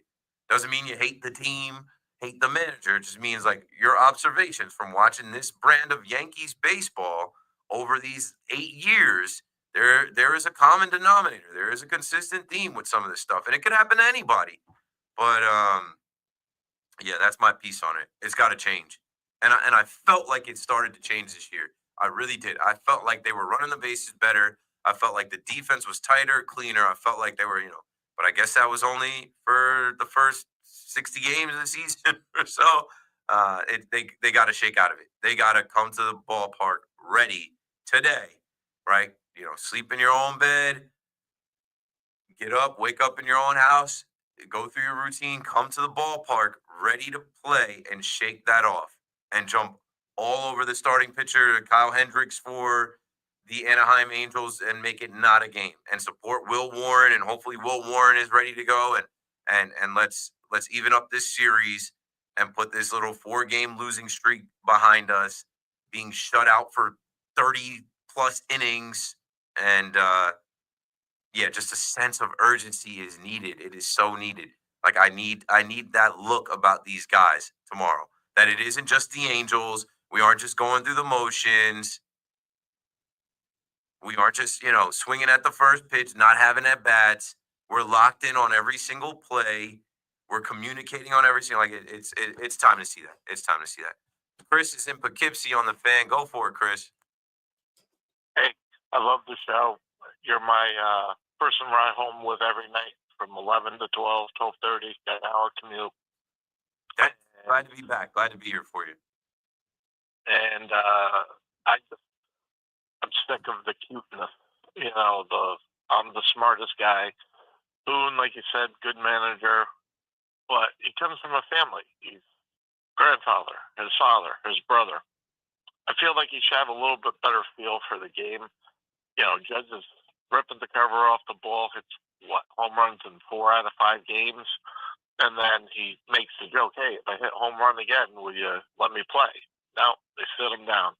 Hey, tell me what you think, but I think a lot of it has to do with stuff like that. Now you sit the guy down for a day, he cools off. Yeah. He's been cold. I talked about it with Jazz last week. I'm like, Jazz comes back. He's the best player in the Guardians series. They want to give him a rest. They cooled him off. He's hitting home runs. He's playing well. He's running bases well. He's still. I'm like, we got to cool him off for scheduled rest. You're 100% right with that with Judge too. It's like Judge. I know we got to find a spot for the big guy in a stretch of 16 games, but it's like, man, you need him. Yeah, give him the half day. You end up. He got one at bat. He got that one at bat, but then he goes into Boston. He's swinging out of his shoes. Right. And that happens too much. A lot of cuteness. And like in the interviews after games, even like last season, the one game. Well, our plan was to lead this pitcher in to this batter. Well, you got to have a feel. The guy loses the strike zone, walks 2 guys in a row. They start cracking the ball. You don't make any changes. Like the one game I was at last year, we sat in the rain, watched the whole game. Offense kept trying to battle back, but they never moved the left fielder over to the line. The whole game, they're cracking the ball down the left field line. Double. And then the combination of walks. They almost come back to tie it, and then they wind up losing like 9-6 or 9-7. It was a terrible game in the rain. But he gets cute. He's the smartest guy in the room, and you should have a feel for the game. And besides, Judge is your captain. I'm pretty sure Judge would say, hey, okay, I respect what you have to say, but let me play. And he's been shouldering the team all season. Same thing like now. You put up some little league lineups sometimes by pulling your best players, and you all pull them at the same time. And the team kind of goes into a bit of a slump. It's just hard to stomach, hard to watch sometimes, and that's it. Yeah, it gets frustrating. I'm with you, Chris. I mean, we're in a spot right now where no one is beyond reproach. Everybody is being examined, every player. But again, it starts at the top. It goes back to the manager.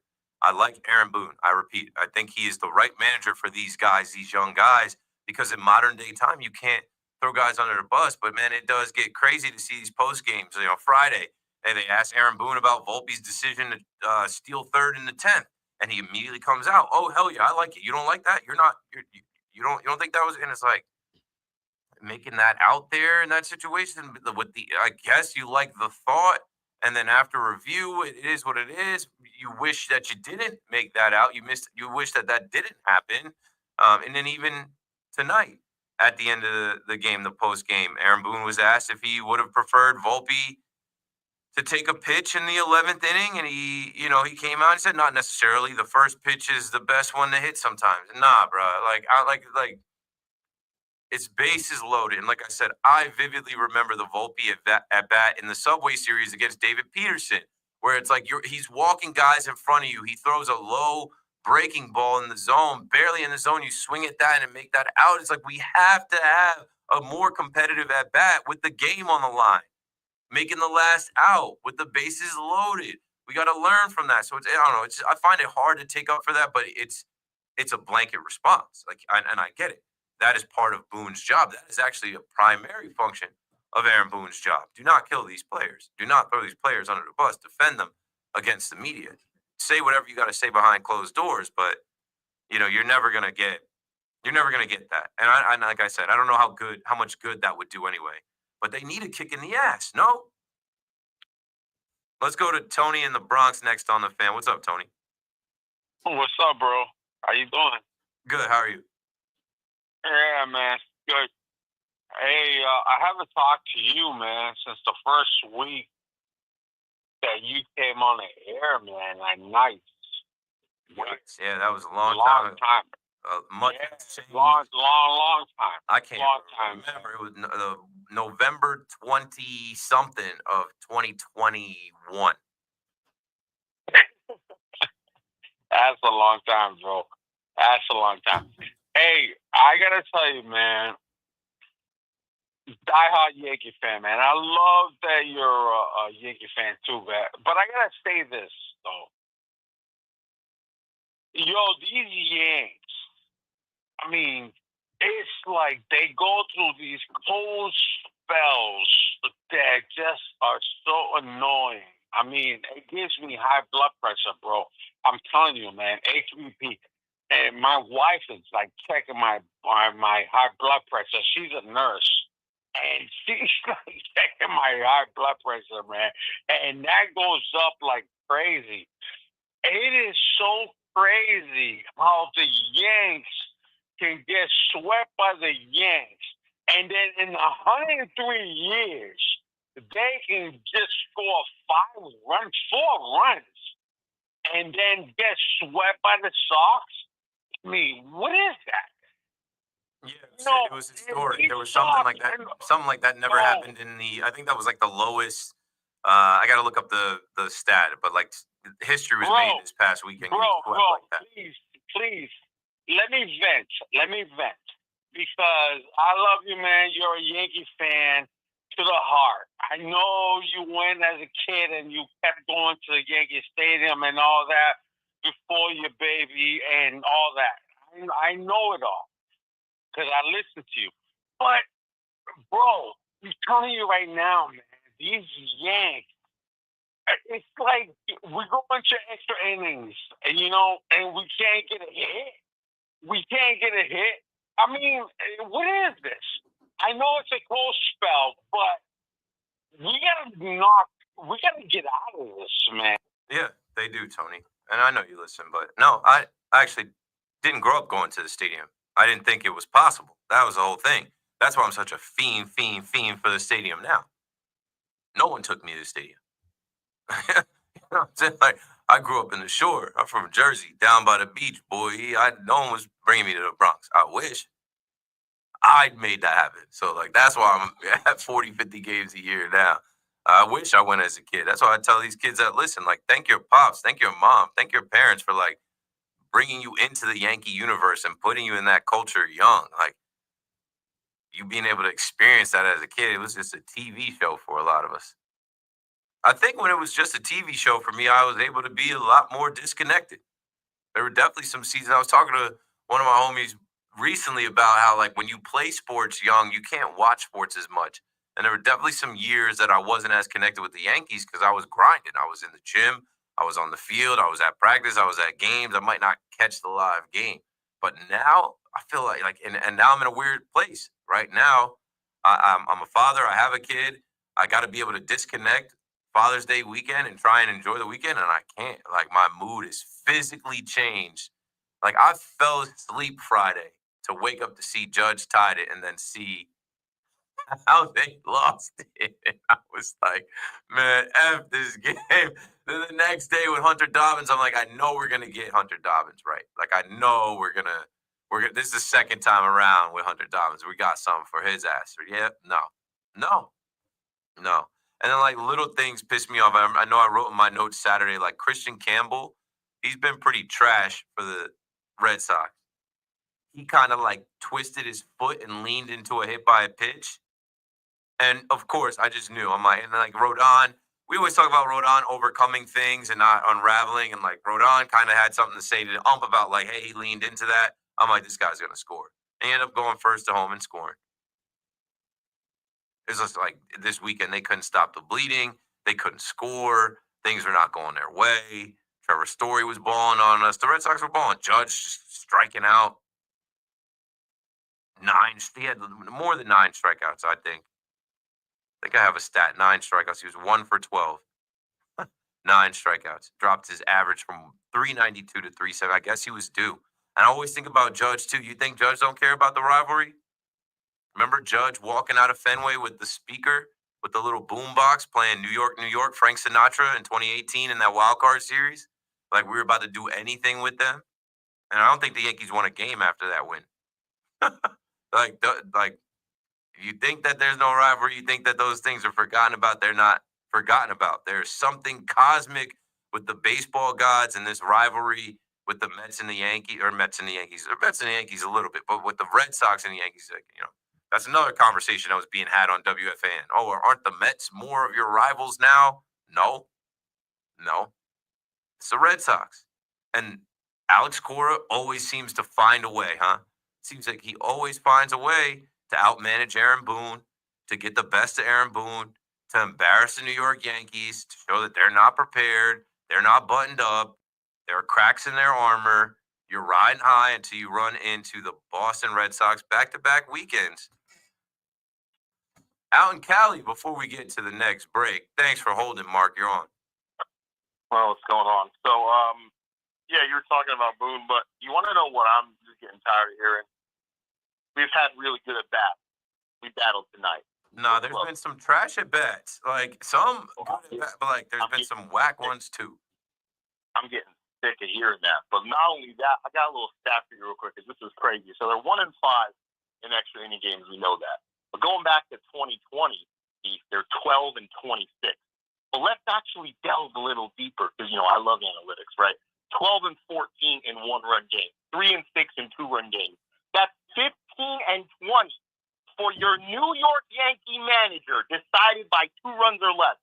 And Boone's 27-9 when he doesn't have to do anything, right? Like this dude, and no disrespect to Tibbs, bro. Listen, we saw it for a while, but he needs to get the Tibbs treatment. And I'll tell you why. Do you remember Domingo Germán? Remember right before the All-Star break, he pulls him and says, "Oh man, the guy needs a break." This is a Cubs series, right? Like, he was cruising, and he pulls him. Remember when he put in Lance Lynn? Remember that move? Yeah. Bro, it's just, the thing is he's so, like, if you take a look at Girardi would pull a guy immediately if he had any, like, he pitched one inning, boom, you're done. But Boone leaves his guys in there so long, and the problem is like, I don't know if it delves down to Cashman, but I've never seen a manager manage a professional sports team and not hold his guys accountable at all. Yeah, and then even when he did, like when he pulled Glaber for not hustling last year, it was awkward because it was late. 2, it was more so that he was admiring the home run, thought he got it and wasn't hustling, and it just was like, all right, I guess. And I remember that Domingo was cruising. I think he was at 88 pitches against the Cubs, and then they went on to lose that series to the Cubs before the All-Star break, 2023. Like Glaber hadn't been hustling for years, and he just now came out after a couple gaps and said, well, hey, listen, you need to do this. Stanton, 2 for 4 today. Like, I've never seen.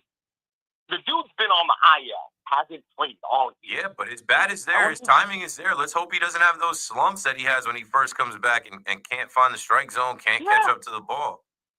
Right. The wide pinch run Why take him out the game for Dominguez for? Like, We what? knew that was coming, but what we did not know was that he would be going and Volpe would hit the ball right to Rengifo. And I don't know. It is what it is. We got a break. Thanks for the call, Mark. 888-808-1019. I'm running out of time. Keith McPherson on the Fan. Call us up. We'll be right back. Paying off those streaming services and getting your meals from a vending machine? BT and Sal ain't charging. Hang with your boys for lunch. Catch BT and Sal every day from 10 to 2 on the Fan, 1019 FM, and always live on the free Odyssey app.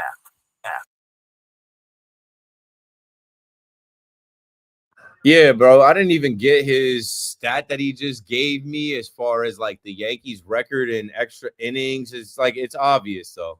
It's freaking obvious though. Now I'm trying to find this stat about the Yankees getting swept and shut out in Fenway and like how many years it had been that like that hadn't happened.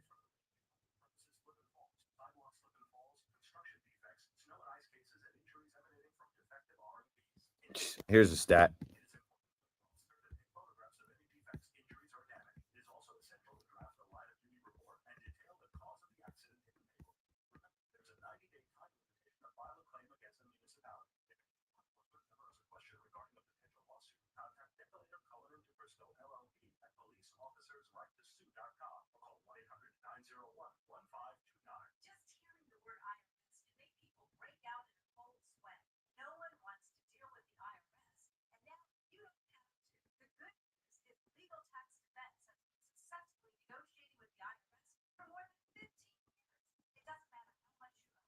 All right, let me see.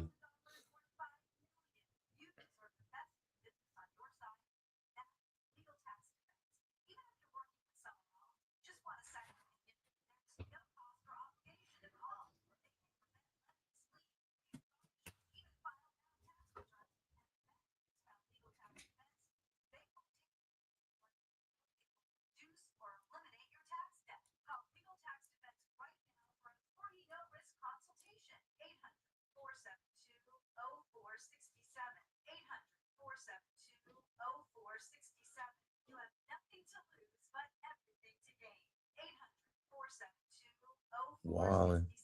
This is Alex Shulman of Shulman & Hill, New York's premier injury law firm. We'll always go that extra mile when you're hurt in a car accident. If you've ever wished you had a lawyer in the family, now you will. At Shulman & Hill, it's never one and done. Once you're a client, you're always part of our family. New Yorkers in every borough and on every block know us by name. Shulman & Hill. Get your free consultation at hurtny.com. That's hurtny.com. And my biggest advice to anyone that's trick that I found for my husband. It works from both the inside and the outside. Who is gonna get a rid of their toe fungus. You can check it out at crystalflush.com. Jake started off with a small spot on his big toe and then it spread and got really bad. His toes were nasty. It was so embarrassing. He was afraid to take his socks off. He hid his yellow and crawly toes from everyone. He tried everything to get rid of it. Nothing helped. And then we found crystalflush.com. It was the only thing that worked. In just a few weeks, his toes looked amazing. He's now walking around barefoot again. You guys need to try this. I'm telling you, this stuff is different. It's not sold in stores, but go check it out at crystalflush.com. They'll let you try it risk-free so you have nothing to lose. But whatever you do, don't let it get worse. You don't have to live with this anymore. Go check it out now. Just click over to crystalflush.com. Connecticut's largest name brand discount tire dealer. We that guarantee lowest prices on all tires and honor all manufacturers' rebates. We even honor our competitors' rebates. With over 100 stores from Connecticut to New England and over 600,000 tires, you'll always get the right tire at a guaranteed lowest price. Nobody beats Town Fair Tire. Nobody. Did you? All right, we have it in. Life insurance. Why are you putting it off? Can't afford it? Too much hassle? Think you you don't need it? There's lots of excuses for putting off life insurance, but if you weren't there, who would pay the mortgage and other bills? With Ethos, you could be covered in 10 minutes and boom, family protected. Ethos, fast and easy online term life insurance. Up to $2 million in coverage with no medical exam. Some policies as low as $1 a day. Answer a few health questions and get your free quote at ethos.com/radio. That's ethos.com/radio. Add some star-spangled style to your summer with Ashley Stars and Stripes sale going on now. Shop hot buys for every room in your home. Now just $6.99. Plus, you can save up to $1,000 store-wide. And don't miss upgrading your patio. Save up to 20% on select outdoor furniture. Or feel the freedom to buy now and pay over time with 0% interest until 2030 on in-store purchases made with your Ashley Advantage Synchrony credit card. Only at Ashley. Subject to credit approval. Minimum monthly payments required. See store for details.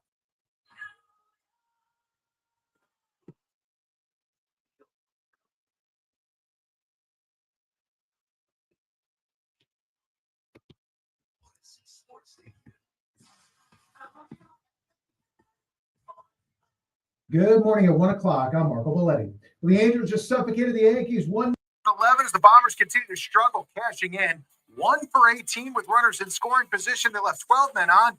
They scored just 4 runs combined during this 4-game losing streak. Thought we hit a number of balls on the screws, even there late. You know, Cody just misses a couple to right. Goldie stepped on that ball to left center. We were barreling some balls up, but that said, you know, we're not punching any across, not hitting the home run. Giancarlo Stanton made his return. He finished 2 for 4 at a double, while Clark Schmidt fired 7 2/3 scoreless, scattering just 4 hits, his longest outing of the season.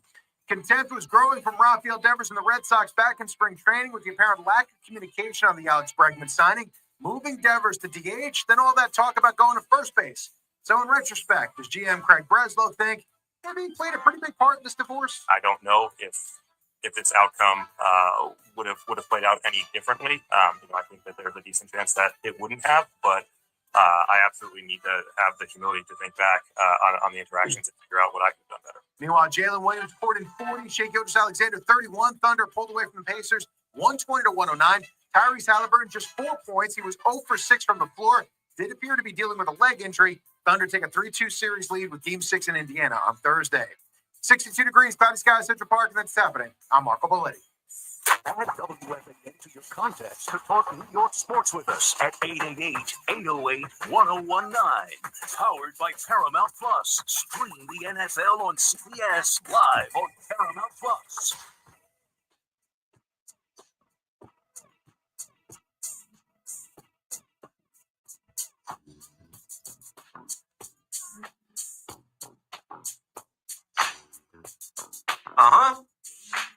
Still here, still rocking, Keith McPherson on the fan, KM to AM. And the Yankees lose 1-0 in 11 innings, and we are still stuck in that. I don't think anyone really cares to talk about the Thunder beating the Pacers in the NBA Finals. Good for them. I think good for Knicks fans, right? This is what they call the swing game, right? This game, you win this game, OKC is 1 win away from winning the whole thing, and they have home court advantage, so you feel good about the Thunder actually getting it done. I did say I was going to sprinkle in a little bit of conversation around the Knicks before we get out of here. We'll still get back to the Yankees calls at 888-808-1019. I see you guys holding it, and I do want to hear from you and get your thoughts and your takes as well, as we're stewing in this 4-game losing streak, this lack of run production, this lack of just fundamentals, like simple things that we feel like could win us a game. You just heard Aaron Boone talking about, some of the balls dying. I've already talked about the article out there from Evan Drellick and, Saris about, confirming that, there are some dead baseballs this year. They're not flying out the same way. We felt that tonight. But in the NBA, with the Knicks and this coaching search, there's still people thinking that Jason Kidd is a possibility. There's still reports coming out that Jason Kidd is possibly interested. And I know I had Scoop B on last week who said that there was mutual interest, but then the Mavericks denied the ability to speak with him. Ian Begley put out earlier today, the door is not completely closed on the Knicks and Jason Kidd, per people familiar with the dynamic in Dallas. Other outlets reported as recently as last week that Kidd was still a possibility, and that remains the case as of Monday. There are some people speculating that Kidd wants more money out of them. There's some people speculating that the Mavericks are ready to file tampering type stuff on the Knicks. Who knows with that? But here's a guy that doesn't fall under any tampering, that is not with a team that was let go by his team, Taylor Jenkins. And shout out to Pat Boyle. If you guys hear Pat Boyle on WFAN, but now Pat Boyle does the overnight show on Infinity Sports Network. He was the first one that I actually heard say, Taylor Jenkins. They got to go get Taylor Jenkins. Taylor Jenkins will be the first head coaching candidate to interview with the Knicks this week. He's available. I could see that happening. That might not be the slam dunk. That might not be the big splash.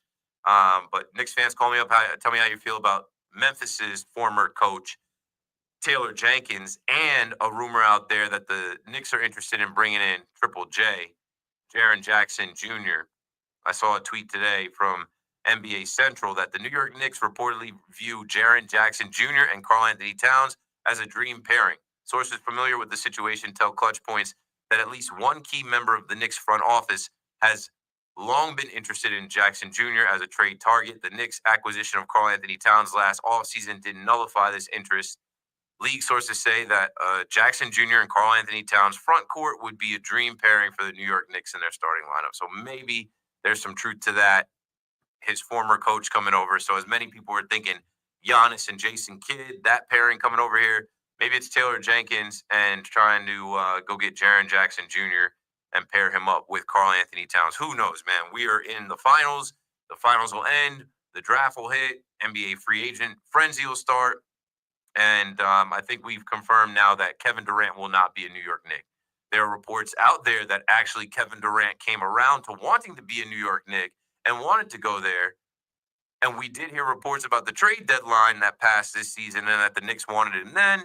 But now supposedly the Knicks have no interest. And that's all I've got on the Knicks front. If you want to weigh in on that, dial 888-808-1019. But yeah, we're still talking about the Yankees. We're still talking about them losing 4 in a row, being embarrassed in Boston, and then another frustrating loss tonight at home, going 11 innings. And they just don't play well when Manfred's man is on second. You can go back years, you know. I saw Katie Sharp put out on the 13th. The Yankees are 12-26 in road games of 10-plus innings since 2020. That's the worst percentage in the MLB over that span. So, like, when they go in extras on the road, they're not winning those games. They have they've lost like 70% of those games. You would think at home they have a better shot. I didn't even trust them tonight. I just knew they're going to find a way to not get it done, and then the losing streak continues. I want to find the stat, and I'm working on it. Maybe somebody in the chat can send it to me. There's a stat out there about this past weekend with the Red Sox, the Yankees being swept and only scoring a certain amount of runs, a low number of runs. I think that was like the first time in the history of the rivalry that the Yankees had that low of an output of run production. And that's crazy. Like, this is a first place team. This is a team that went to the World Series last year. This is a team that's expected to go back to the World Series this year, that we were talking about it just, a couple weeks ago. And they go into Boston. They score 1 on Friday. They score 3 on Saturday. They're only able to score 4 runs in 3 games. And I want to say that that's the lowest run total for the Yankees in Fenway, maybe all time. I got to find the exact stat around that. 888-808-1019. Let's go to Yonkers and talk to Teddy on the Fan next. What's up, Teddy? You got it. Hey, Keith, great talking to you. You're the only guy I'm willing to stay up till 1 o'clock in the morning. Keith, the Yankees, it's frustrating as all hell. We went through this, I think you recall, maybe 3 years ago, where we went through bad times, and you would hear Aaron Boone keep on saying, we got to play better.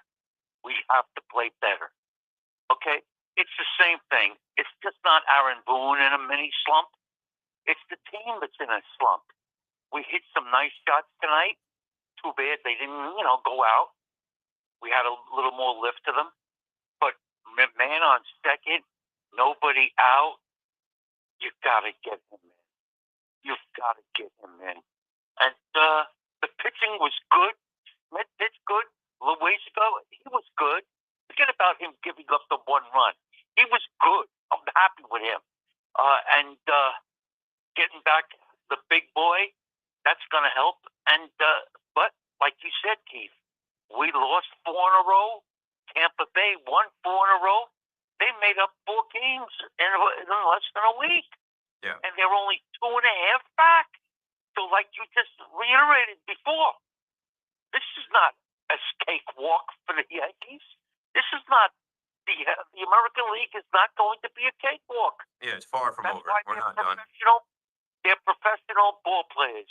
And Keith, I'm glad OKC won, and I'm tired of Halliburton doing the choke sign. That's why I'm rooting for OKC to kick their ass. Okay, Keith? I want them to kick their ass. I don't care. I'm old school. I'm the Oscar Robertson type of guy. Okay? I don't care for that crap. And I don't care for Halliburton's old man either, what he did to Giannis.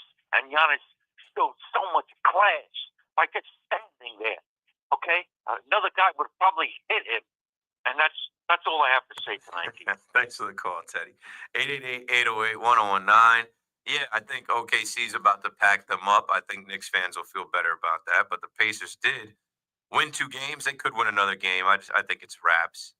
Halliburton's got the calf injury connected to the ankle. If he can't go, they're cooked. Okay, here it is. For the first time in 103 years, the Yankees scored just 4 runs in a 3-game series at Fenway Park. That's baseball, yo. It's wacky. The baseball is baseballing. I've seen crazy things go on in Fenway. The Yankees sometimes get zapped there. They don't know how to run the bases correctly. They don't have a sense of urgency. They fall asleep at the plate. Their approach isn't right. They're swinging at the first pitch. Judge is swinging out of his shoes. If Judge can't get it done, nobody's getting it done. It is what it is, man. I mean, it's not even in the past. Like it's so recent. It just happened, and then we come into this series, and I really hope that they would shake it off and win tonight, so that we didn't have to keep going back to the weekend and talking about it. But you have to. And talking about Aaron Boone saying we got to play better, of course. But you are the manager of the team. That's why I said wake them up somehow. All weekend I'm screaming, make it stop, make the dumb stuff stop. Please, wake them up. I don't know how. If you gotta yell and you see Boone yell at umpires. I mean, he's toned it down a little bit. He did get tossed over the weekend, but he's able to yell at umpires. He's got to be able to yell at the players. But there's so much of the judgy and Wellesley and Cabby, and I don't know. And then there's a lot that you can get out of being a player's manager that these young players relate to, being a former player, right? Being a literal dad and having young kids, and you maybe are hip to some things, but man, I think right now they need a little kick in the ass. I know it's only 4 games, but it's they're better than this. They're better than this. It's only 4 games. It's not so much that you lost 4 games. It's how you lost the games. It's not enough. And yeah, with the dead ball stuff, it is what it is. So the ball dying, okay. I don't know. And that's what I said earlier. The narrative is alive and well. Okay, it's a factual story. Yes, it is. It has been covered by credible journalists, and it's a real thing. But I can't blame the dead balls for the Yankees not scoring a run tonight. There were some that were hit hard. I know Grisham hit 1, Judge hit 1, and Belly had 2. But now we're gonna point to that. Same people that cry about the short porch, we didn't have it tonight. So yeah, this whole article, MLB's baseball is behaving differently again, but no one seems to know why, by Eno Saris and Evan Drellick. That came out on the 13th. I even said, hey, shout out to you guys. I'll credit you. When I'm calling it a narrative, what I mean is that is a story being told by Yankee fans tonight. Oh, the dead balls got us tonight. Now, a lot of things got the Yankees tonight. That is a small part of it.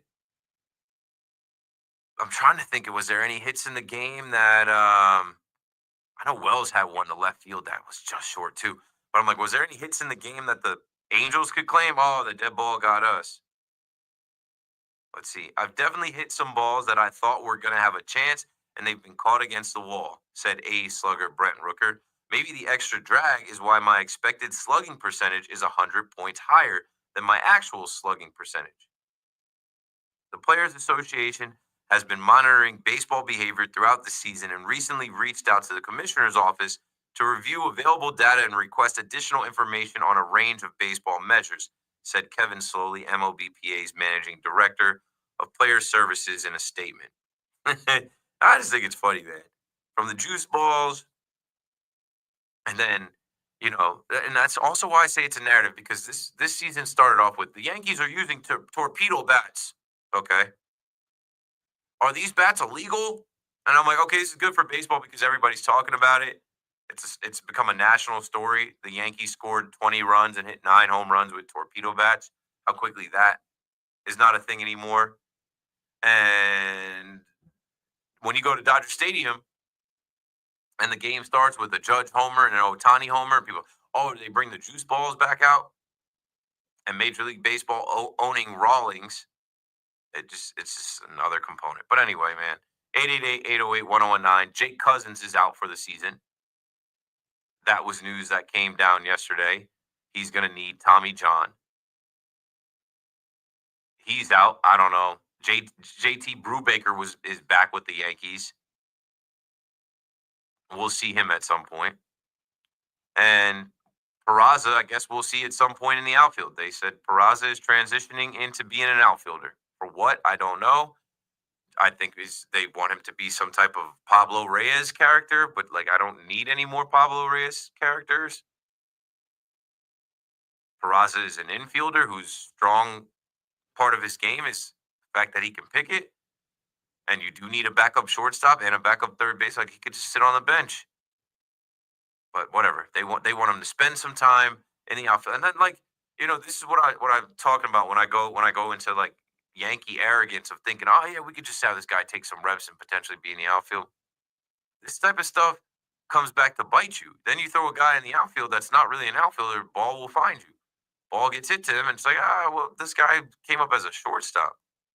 Whatever it is, what it is.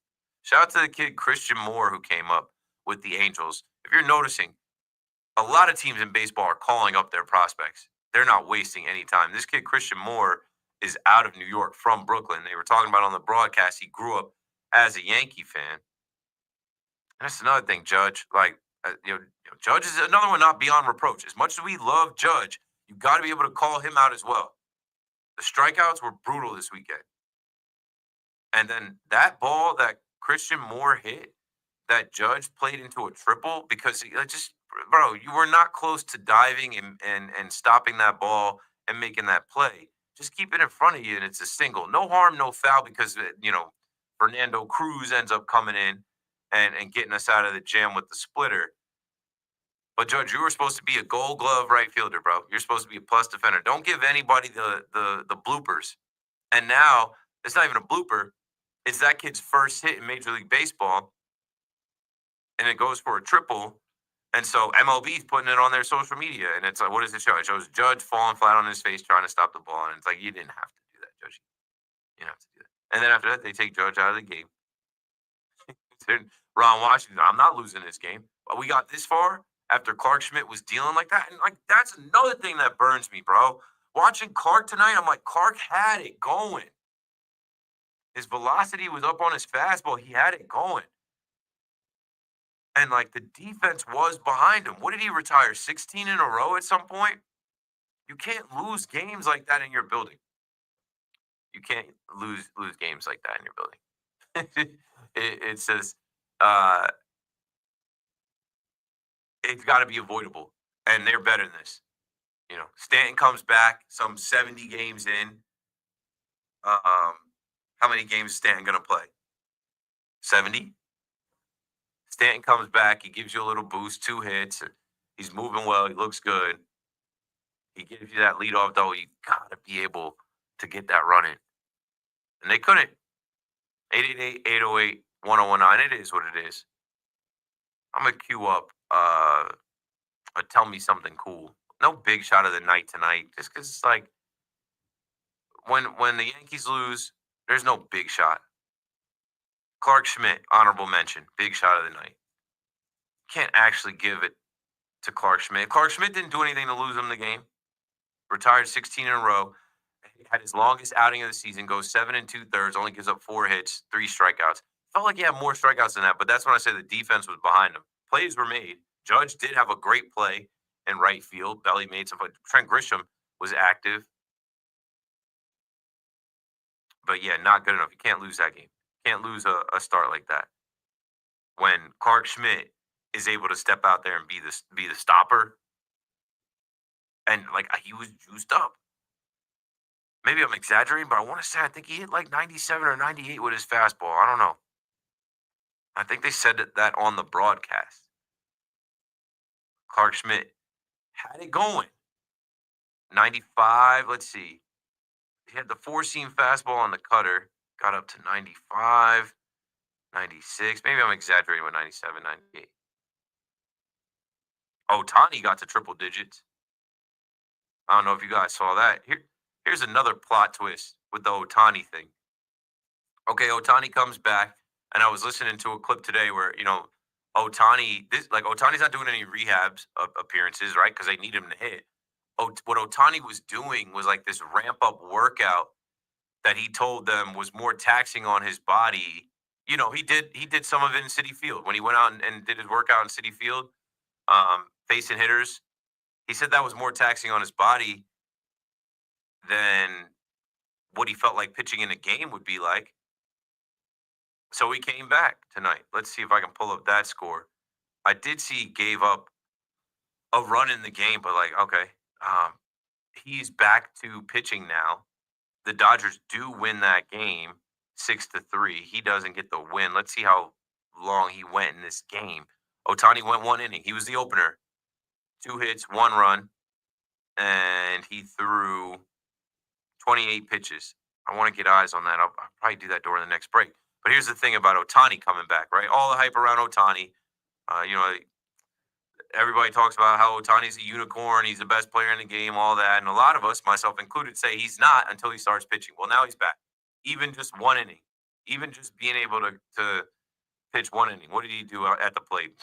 2 hits, 2 RBI, 1 walk. He's batting 300.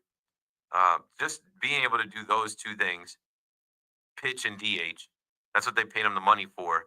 They're hurting right now. I think Roki Suzuki's going to be pretty much done for the year. They've got a lot of injuries. They need help wherever they can get it. And he's going to ramp up by being an opener. I don't know if he's going to come out of the pen.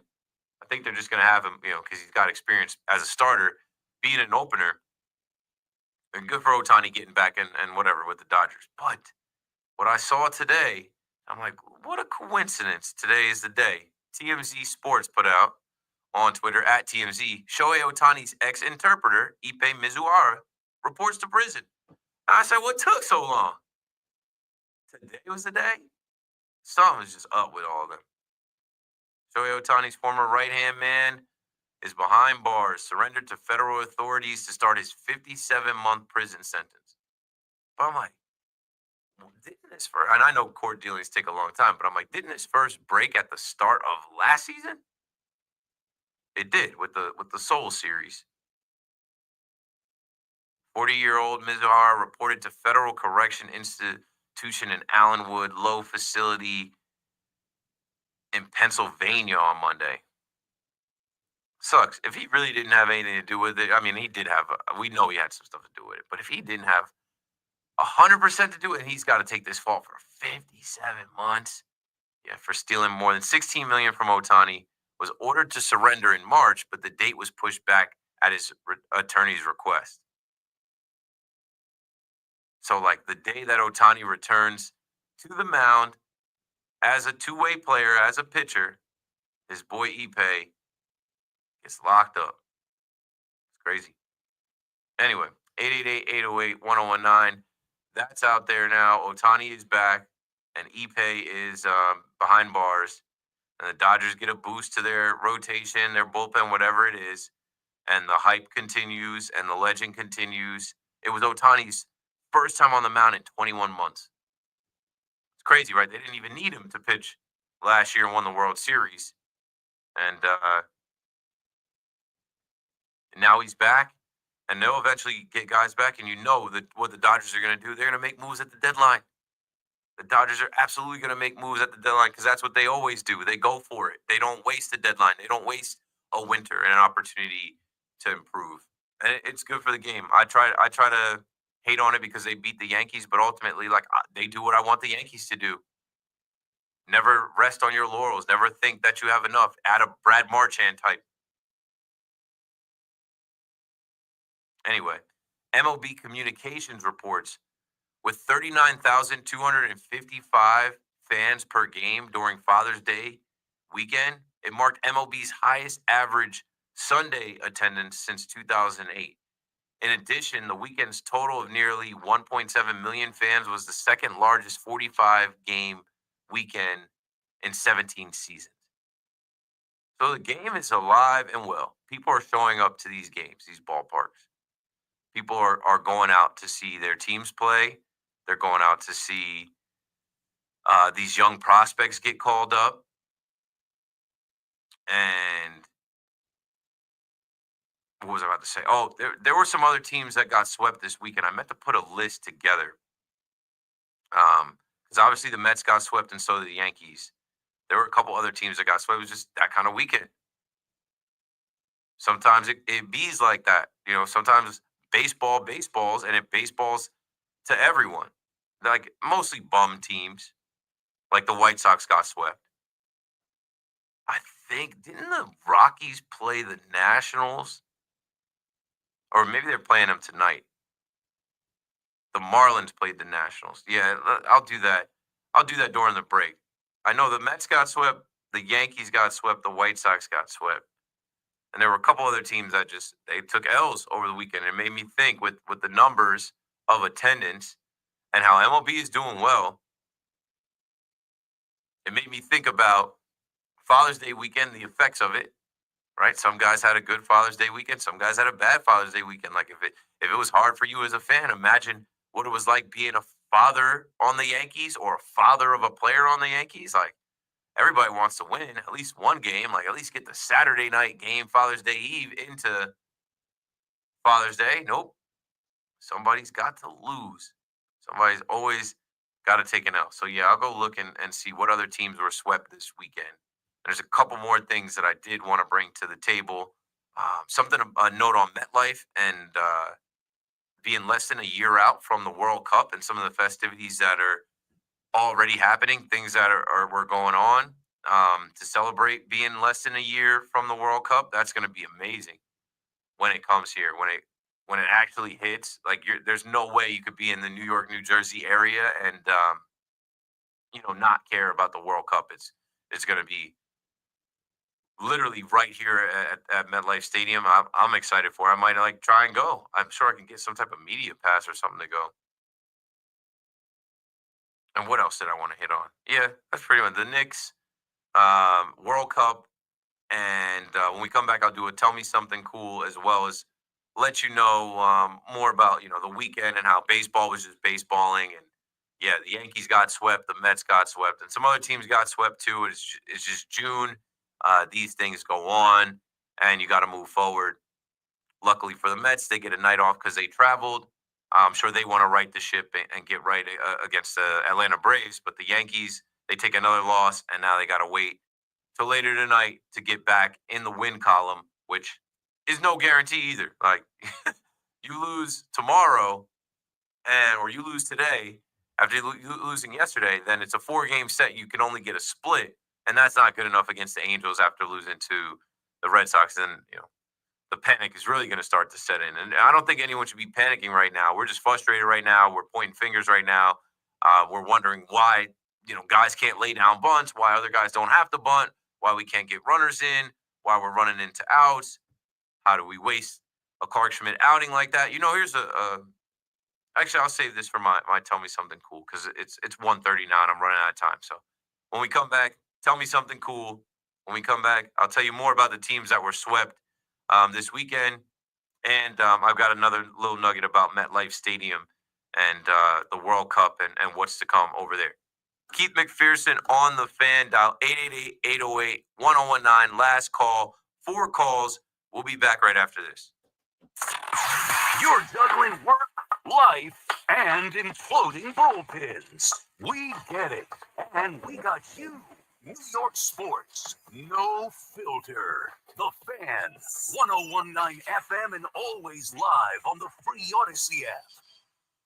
We're here with attorney Mark Miner of the personal injury law firm of Zalman, Schnurman, and Miner. Mark, if someone's injured in an accident, what should they do? It is always best to report the accident as soon as possible and gather all important information. Now, is it important to call an experienced personal injury attorney? Absolutely. The sooner you call, the better. If you call us for a free consultation at 1-800-LAW-LINE, we will be able to advise you of your rights. The sooner we get started on investigating what happened, the better. There are many reasons to act quickly. The failure to act may mean losing a chance for compensation. So if someone's injured in an accident, when is the best time to call you? If you are injured in an accident, you should call us right now at 1-800-LAW-LINE. There is no cost for a consultation and no fee unless there's a recovery. We are here to help you. So if you're injured in an accident, call the experienced personal injury attorneys at Zalman, Schnurman, and Miner at 1-800-LAW-LINE. That number again, 1-800-LAW-LINE. With baseball in full swing, there's never a dull moment or a shortage of thrills in this league. The thrills are nothing new at Bay Ridge Mazda. Tired of that clunker you've been driving? Just bring it into Bay Ridge Mazda for up to $2,000 over book value all month long. The time is now to make a trade. Head over to the place where everybody wins. Bay Ridge Mazda, located on 4th Avenue and 90th. Okay, I think there was another team that got swept. Let me go to Friday.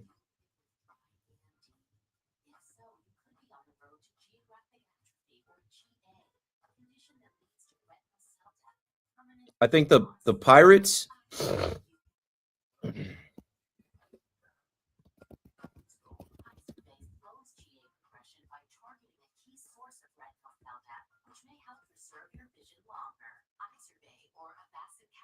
No, the Pirates beat the Cubs on Friday.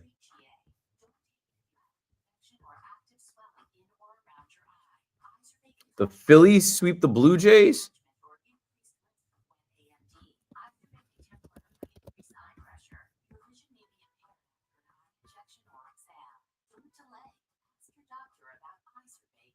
The Phillies did sweep the Blue Jays.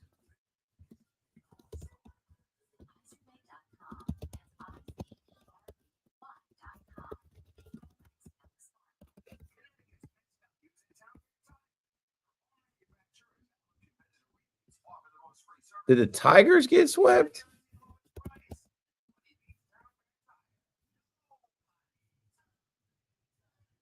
No.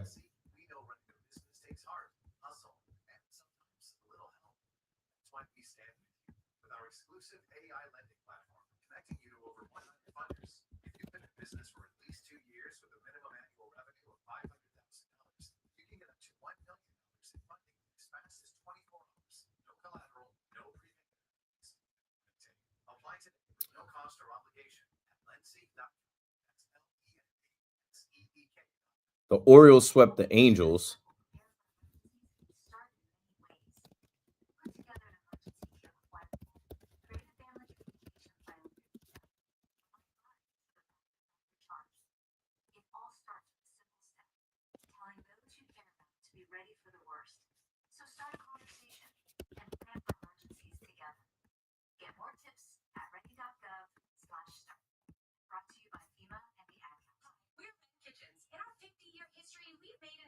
The Royals were swept by the A's.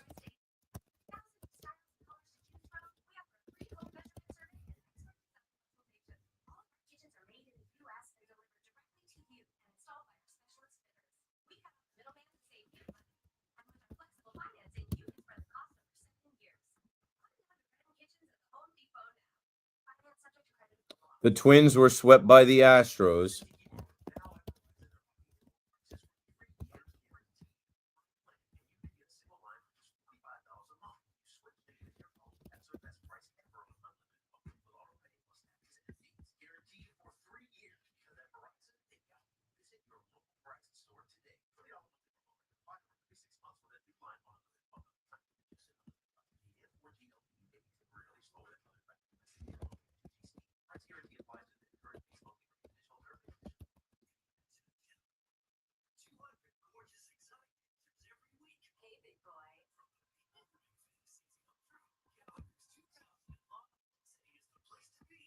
I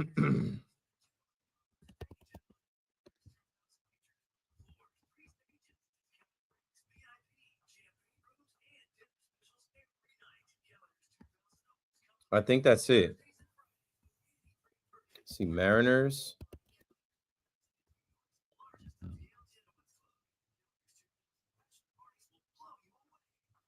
The Mariners swept the Guardians.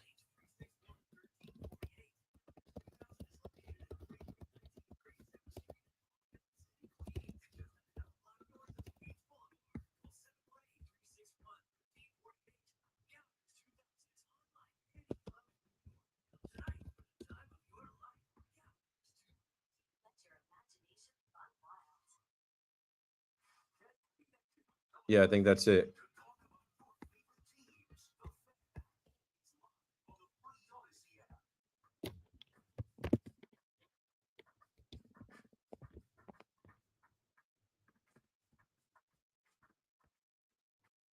Hey,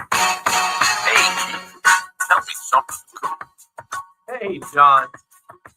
Got a cool couple things to tell you right now.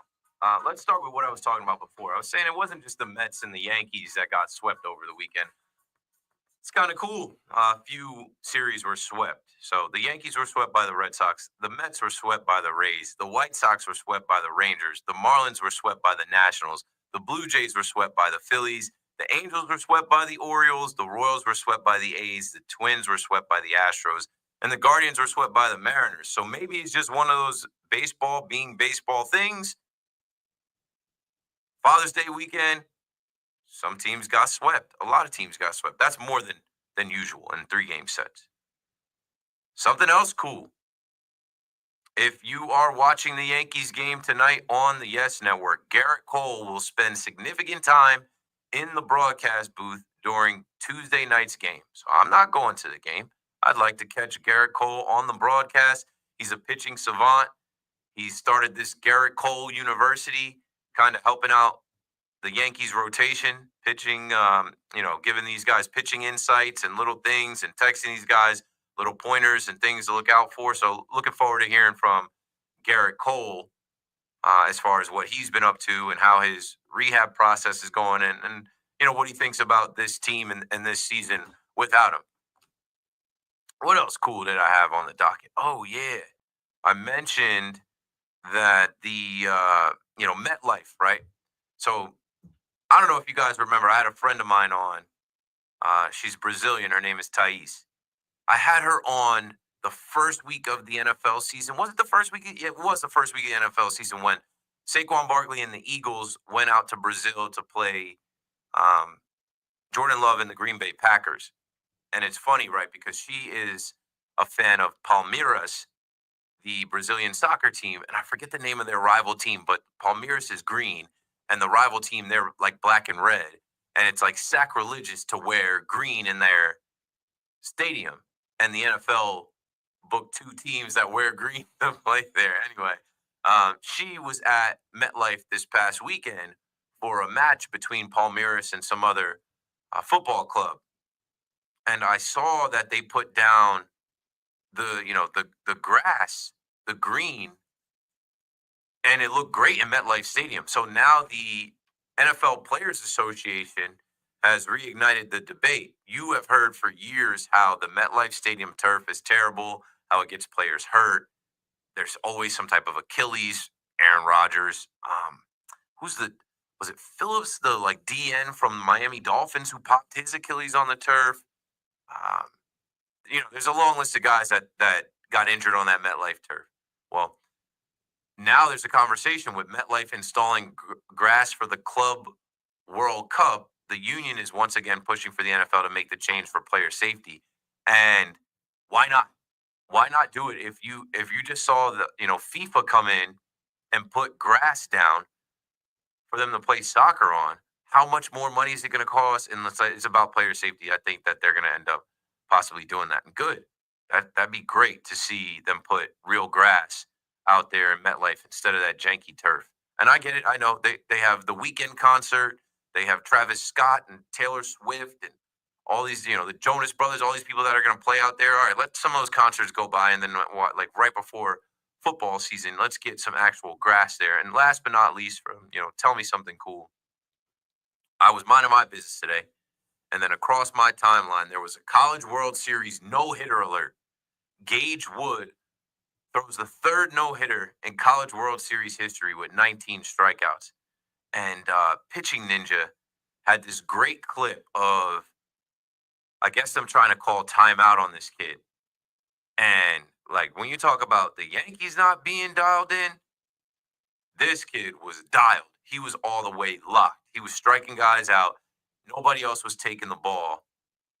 Yeah, Rob Freeman from Pitching Ninja put out 8 hours ago. Calling timeout to slow down Gage Wood just sends him into sicko mode. This guy is spitting out seeds, and he looks possessed. He looks like a madman. He's spitting out seeds, shaking his head while they're talking, like, all right, whatever, it's not going to matter. And it didn't matter. This kid ended up making history. Jeff Passan writes, Arkansas right-hander Gage Wood just threw the first no-hitter in the College World Series since 1960. Wood is projected to be a first-round pick in July's draft, was an 8-inning hit-by-pitch away from a perfect game with 19 strikeouts. Dog. And, they whooped it up. So the Arkansas Razorbacks, they had an all-timer today if you've been paying attention to the College World Series. 888-808-1019. I need TWTW, the will to Warren. I need Will Warren to lock in like that against the Angels. And I need the Yankees bats and the Yankees offense and defense and all of it together to, like, let's get a crisp, solid game fundamentally.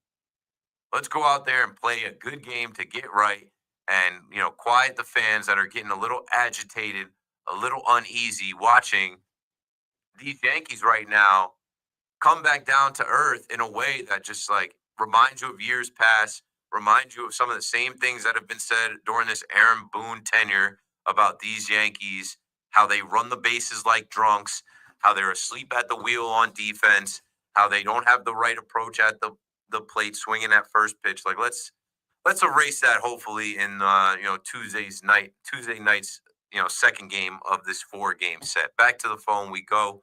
Let's go to Dennis in Wilton, Connecticut. What's up, Dennis? You're on the Fan.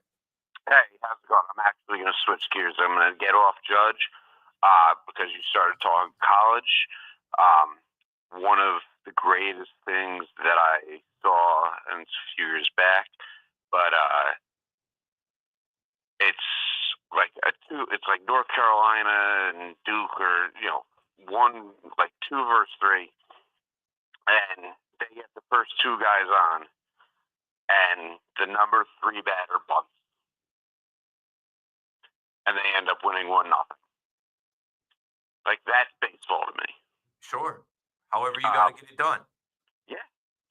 And I'm not saying that the Yankees are going to start bunting, because that's not going to happen. But if you have first and second, like, we don't need to go for a 3-run homer. Just hit 2 ground balls and get a run in. Seems simple, right? Seems real simple. They make it really complicated. They foul bunts off. They take the bunt off. They're swinging away. It's just like, come on. We just need 1 run. Right. Let's get the runners around. It's like, I mean, I know everybody wants their stats, but like moving runners over is huge. Just situational hitting. We don't care about your stat. The only stat that we care about is the win. And this is a team that just lost 4 in a row.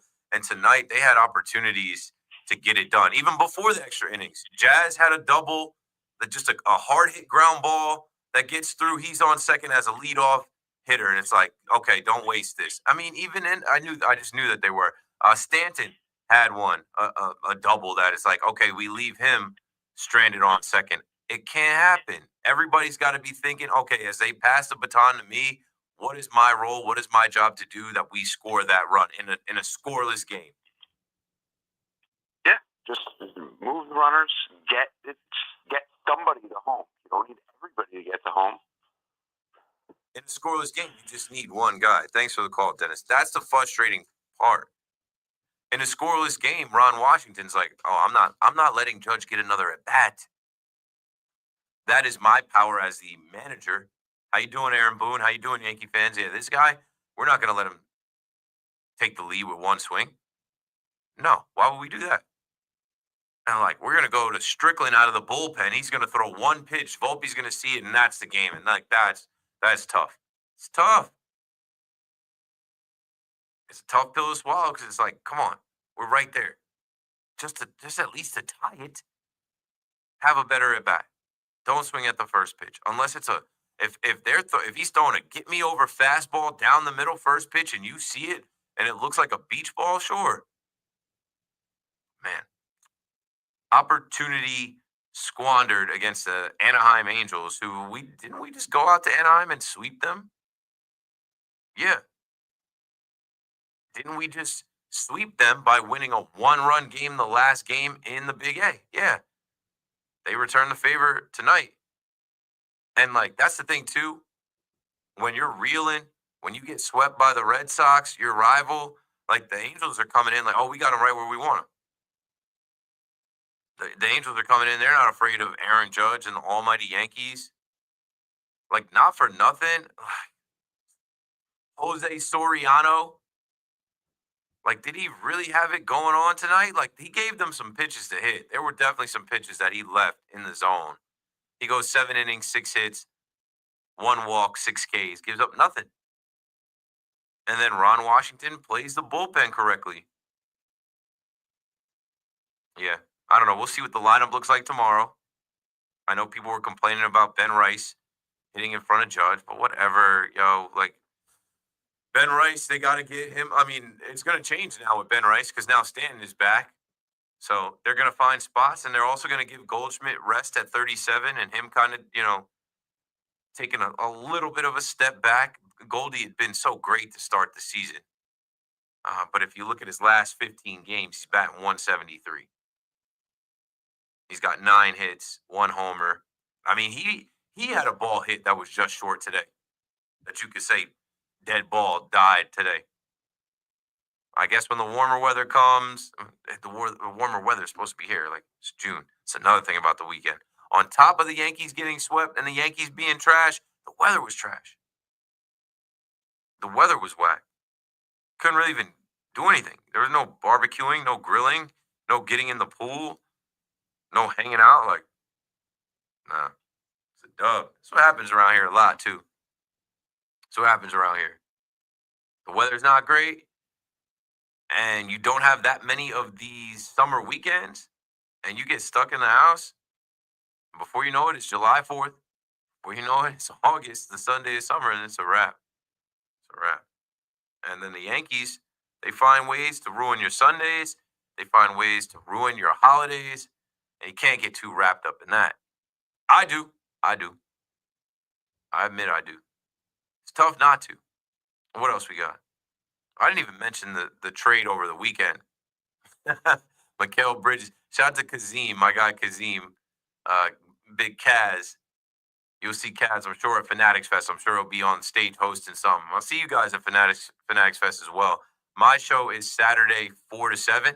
So I guess I'll be closing it down. 7 is like, I think it ends at 8, but like 7 is it for us here. And I don't know. I forget last year. I think last year I did Sunday in the middle of the day. I'm super pumped for Saturday to kind of close things down because it'll start to get quiet in there. And I will most likely have like a captive audience. And it's great because it's like there are benches. I can't wait to see what the WFAN setup looks like this year. There's like benches. Then there's like a little spot to take pictures. And from last year, it was dope because it was like you get to meet so many people that listen to WFAN. You see so many influential, important people there just walking around. It's really a like theme park festival for sports fans of like if you're a fan of all the sports and even like WWE, UFC, and even like the music, the people from music and streaming that are there. It's great. So it's like all these influencers, and then you've got television people walking around, radio people walking around, influencers walking around, people creating content. I loved it last year, and I'm glad that they made it in June because it came up, 2 months faster. So yeah, I look forward to it. I'll be there Friday, just kind of bopping around, making content, doing things. And then Saturday, I'll be there specifically to do my show. And I'm going to try and get there Sunday, too. Friday's going to be a crazy day because I'm going to go to Fanatics Fest, and word on the street is that's when all the Yankees are going before, because the Yankees will play Thursday during the day, and then they'll have the night off. And I think they're going to bring the Yankees that are showing up, like Max Fried, Cody Bellinger, Volpe. I don't know if Judge is coming, but the Yankees that are scheduled to show up at Fanatics Fest, they will be there on Friday, from what I learned, and they're probably going to be there early. So Friday, get there early, show up for that, and then what I plan on doing is I'm just going to be on the train. I think it's going to be hot. I'm going to be on foot the whole day. It is what it is. Have a book bag with me. Be on foot. Yeah, Friday's supposed to be 85 degrees. So I'm going to get up that morning, go to the Javits Center, try and run into whoever I can over there, support WFAN, shoot my own little content for my Instagram, TikTok, and then dip out, go to Yankee Stadium, hang out in the Boogie Down, and then it's Aaron Judge Superman bobblehead night. So that's going to be pandemonium. And that's one that, I'm going to make sure I get. So, I'm going to get in line, and I'll probably be in and out of there, go and grab the bobblehead, dip out, come back, watch the game, drive to the station, do my show that night, turn around the next day, get up, probably not go to Fanatics Fest early, but go to Fanatics Fest, be set up for my show WFAN 4 to 7. And then Sunday, I might go to Fanatics Fest for just a little bit of time, but then I got family obligations, got to be at the crib. But looking forward to this weekend, warm weather, great opportunity. If you haven't gone to Fanatics Fest and if you haven't heard the ads, I don't think you could listen to WFAN without hearing the ads for Fanatics Fest. I'm telling you, it's worth it. I took calls last year. People were talking about the price of the tickets. Everything costs. This is New York City. It's going to cost. But what you can get, the value that you can get, it's you step in there, you make your own event. For the $50, I don't even know what it is this year. Let me look that up. I don't know what it is, but it's worth it, especially if you are an up and coming content creator, podcaster, and you want to meet people and you want to be in that atmosphere of the people that you look up to and you want to rub shoulders with. There is no other place that you can go and have all of those people in one spot. The Q&As are amazing. You can just go into their theater auditorium and there's going to be Q&As with people from every sport, whatever. This year is crazy. I'm looking at it right now. They're going to have a ton of NFL players there that they couldn't have last year because last year was during training camp. There's going to be WWE people there. There's going to be rappers there. Yeah, I gotta tap in with this schedule, man, because it's already here. So tickets, there's VIP for all the way up to $570, but I think tickets start at as low as $23, $34. 3-day pass for $75. All right, that's all I got, man. Oh, I was going to talk about the Desmond Bain trade, but then I got off on a tangent thinking about Kaz, who will be hosting at Fanatics Fest. Maybe we'll talk Knicks tomorrow. Maybe we'll get an actual, I don't know, something from the Knicks. We're not going to get anything from the Knicks. Maybe just, I don't know, Taylor Jenkins conversation when they're interviewing him. But no, it's baseball time, man. It's time to talk baseball. So coming up next, Chris McMonagle, you'll hear his thoughts on the Yankees' 4th loss in a row. I'll be back tomorrow. Thanks for listening. Good night. Sports Radio 101.9 FM.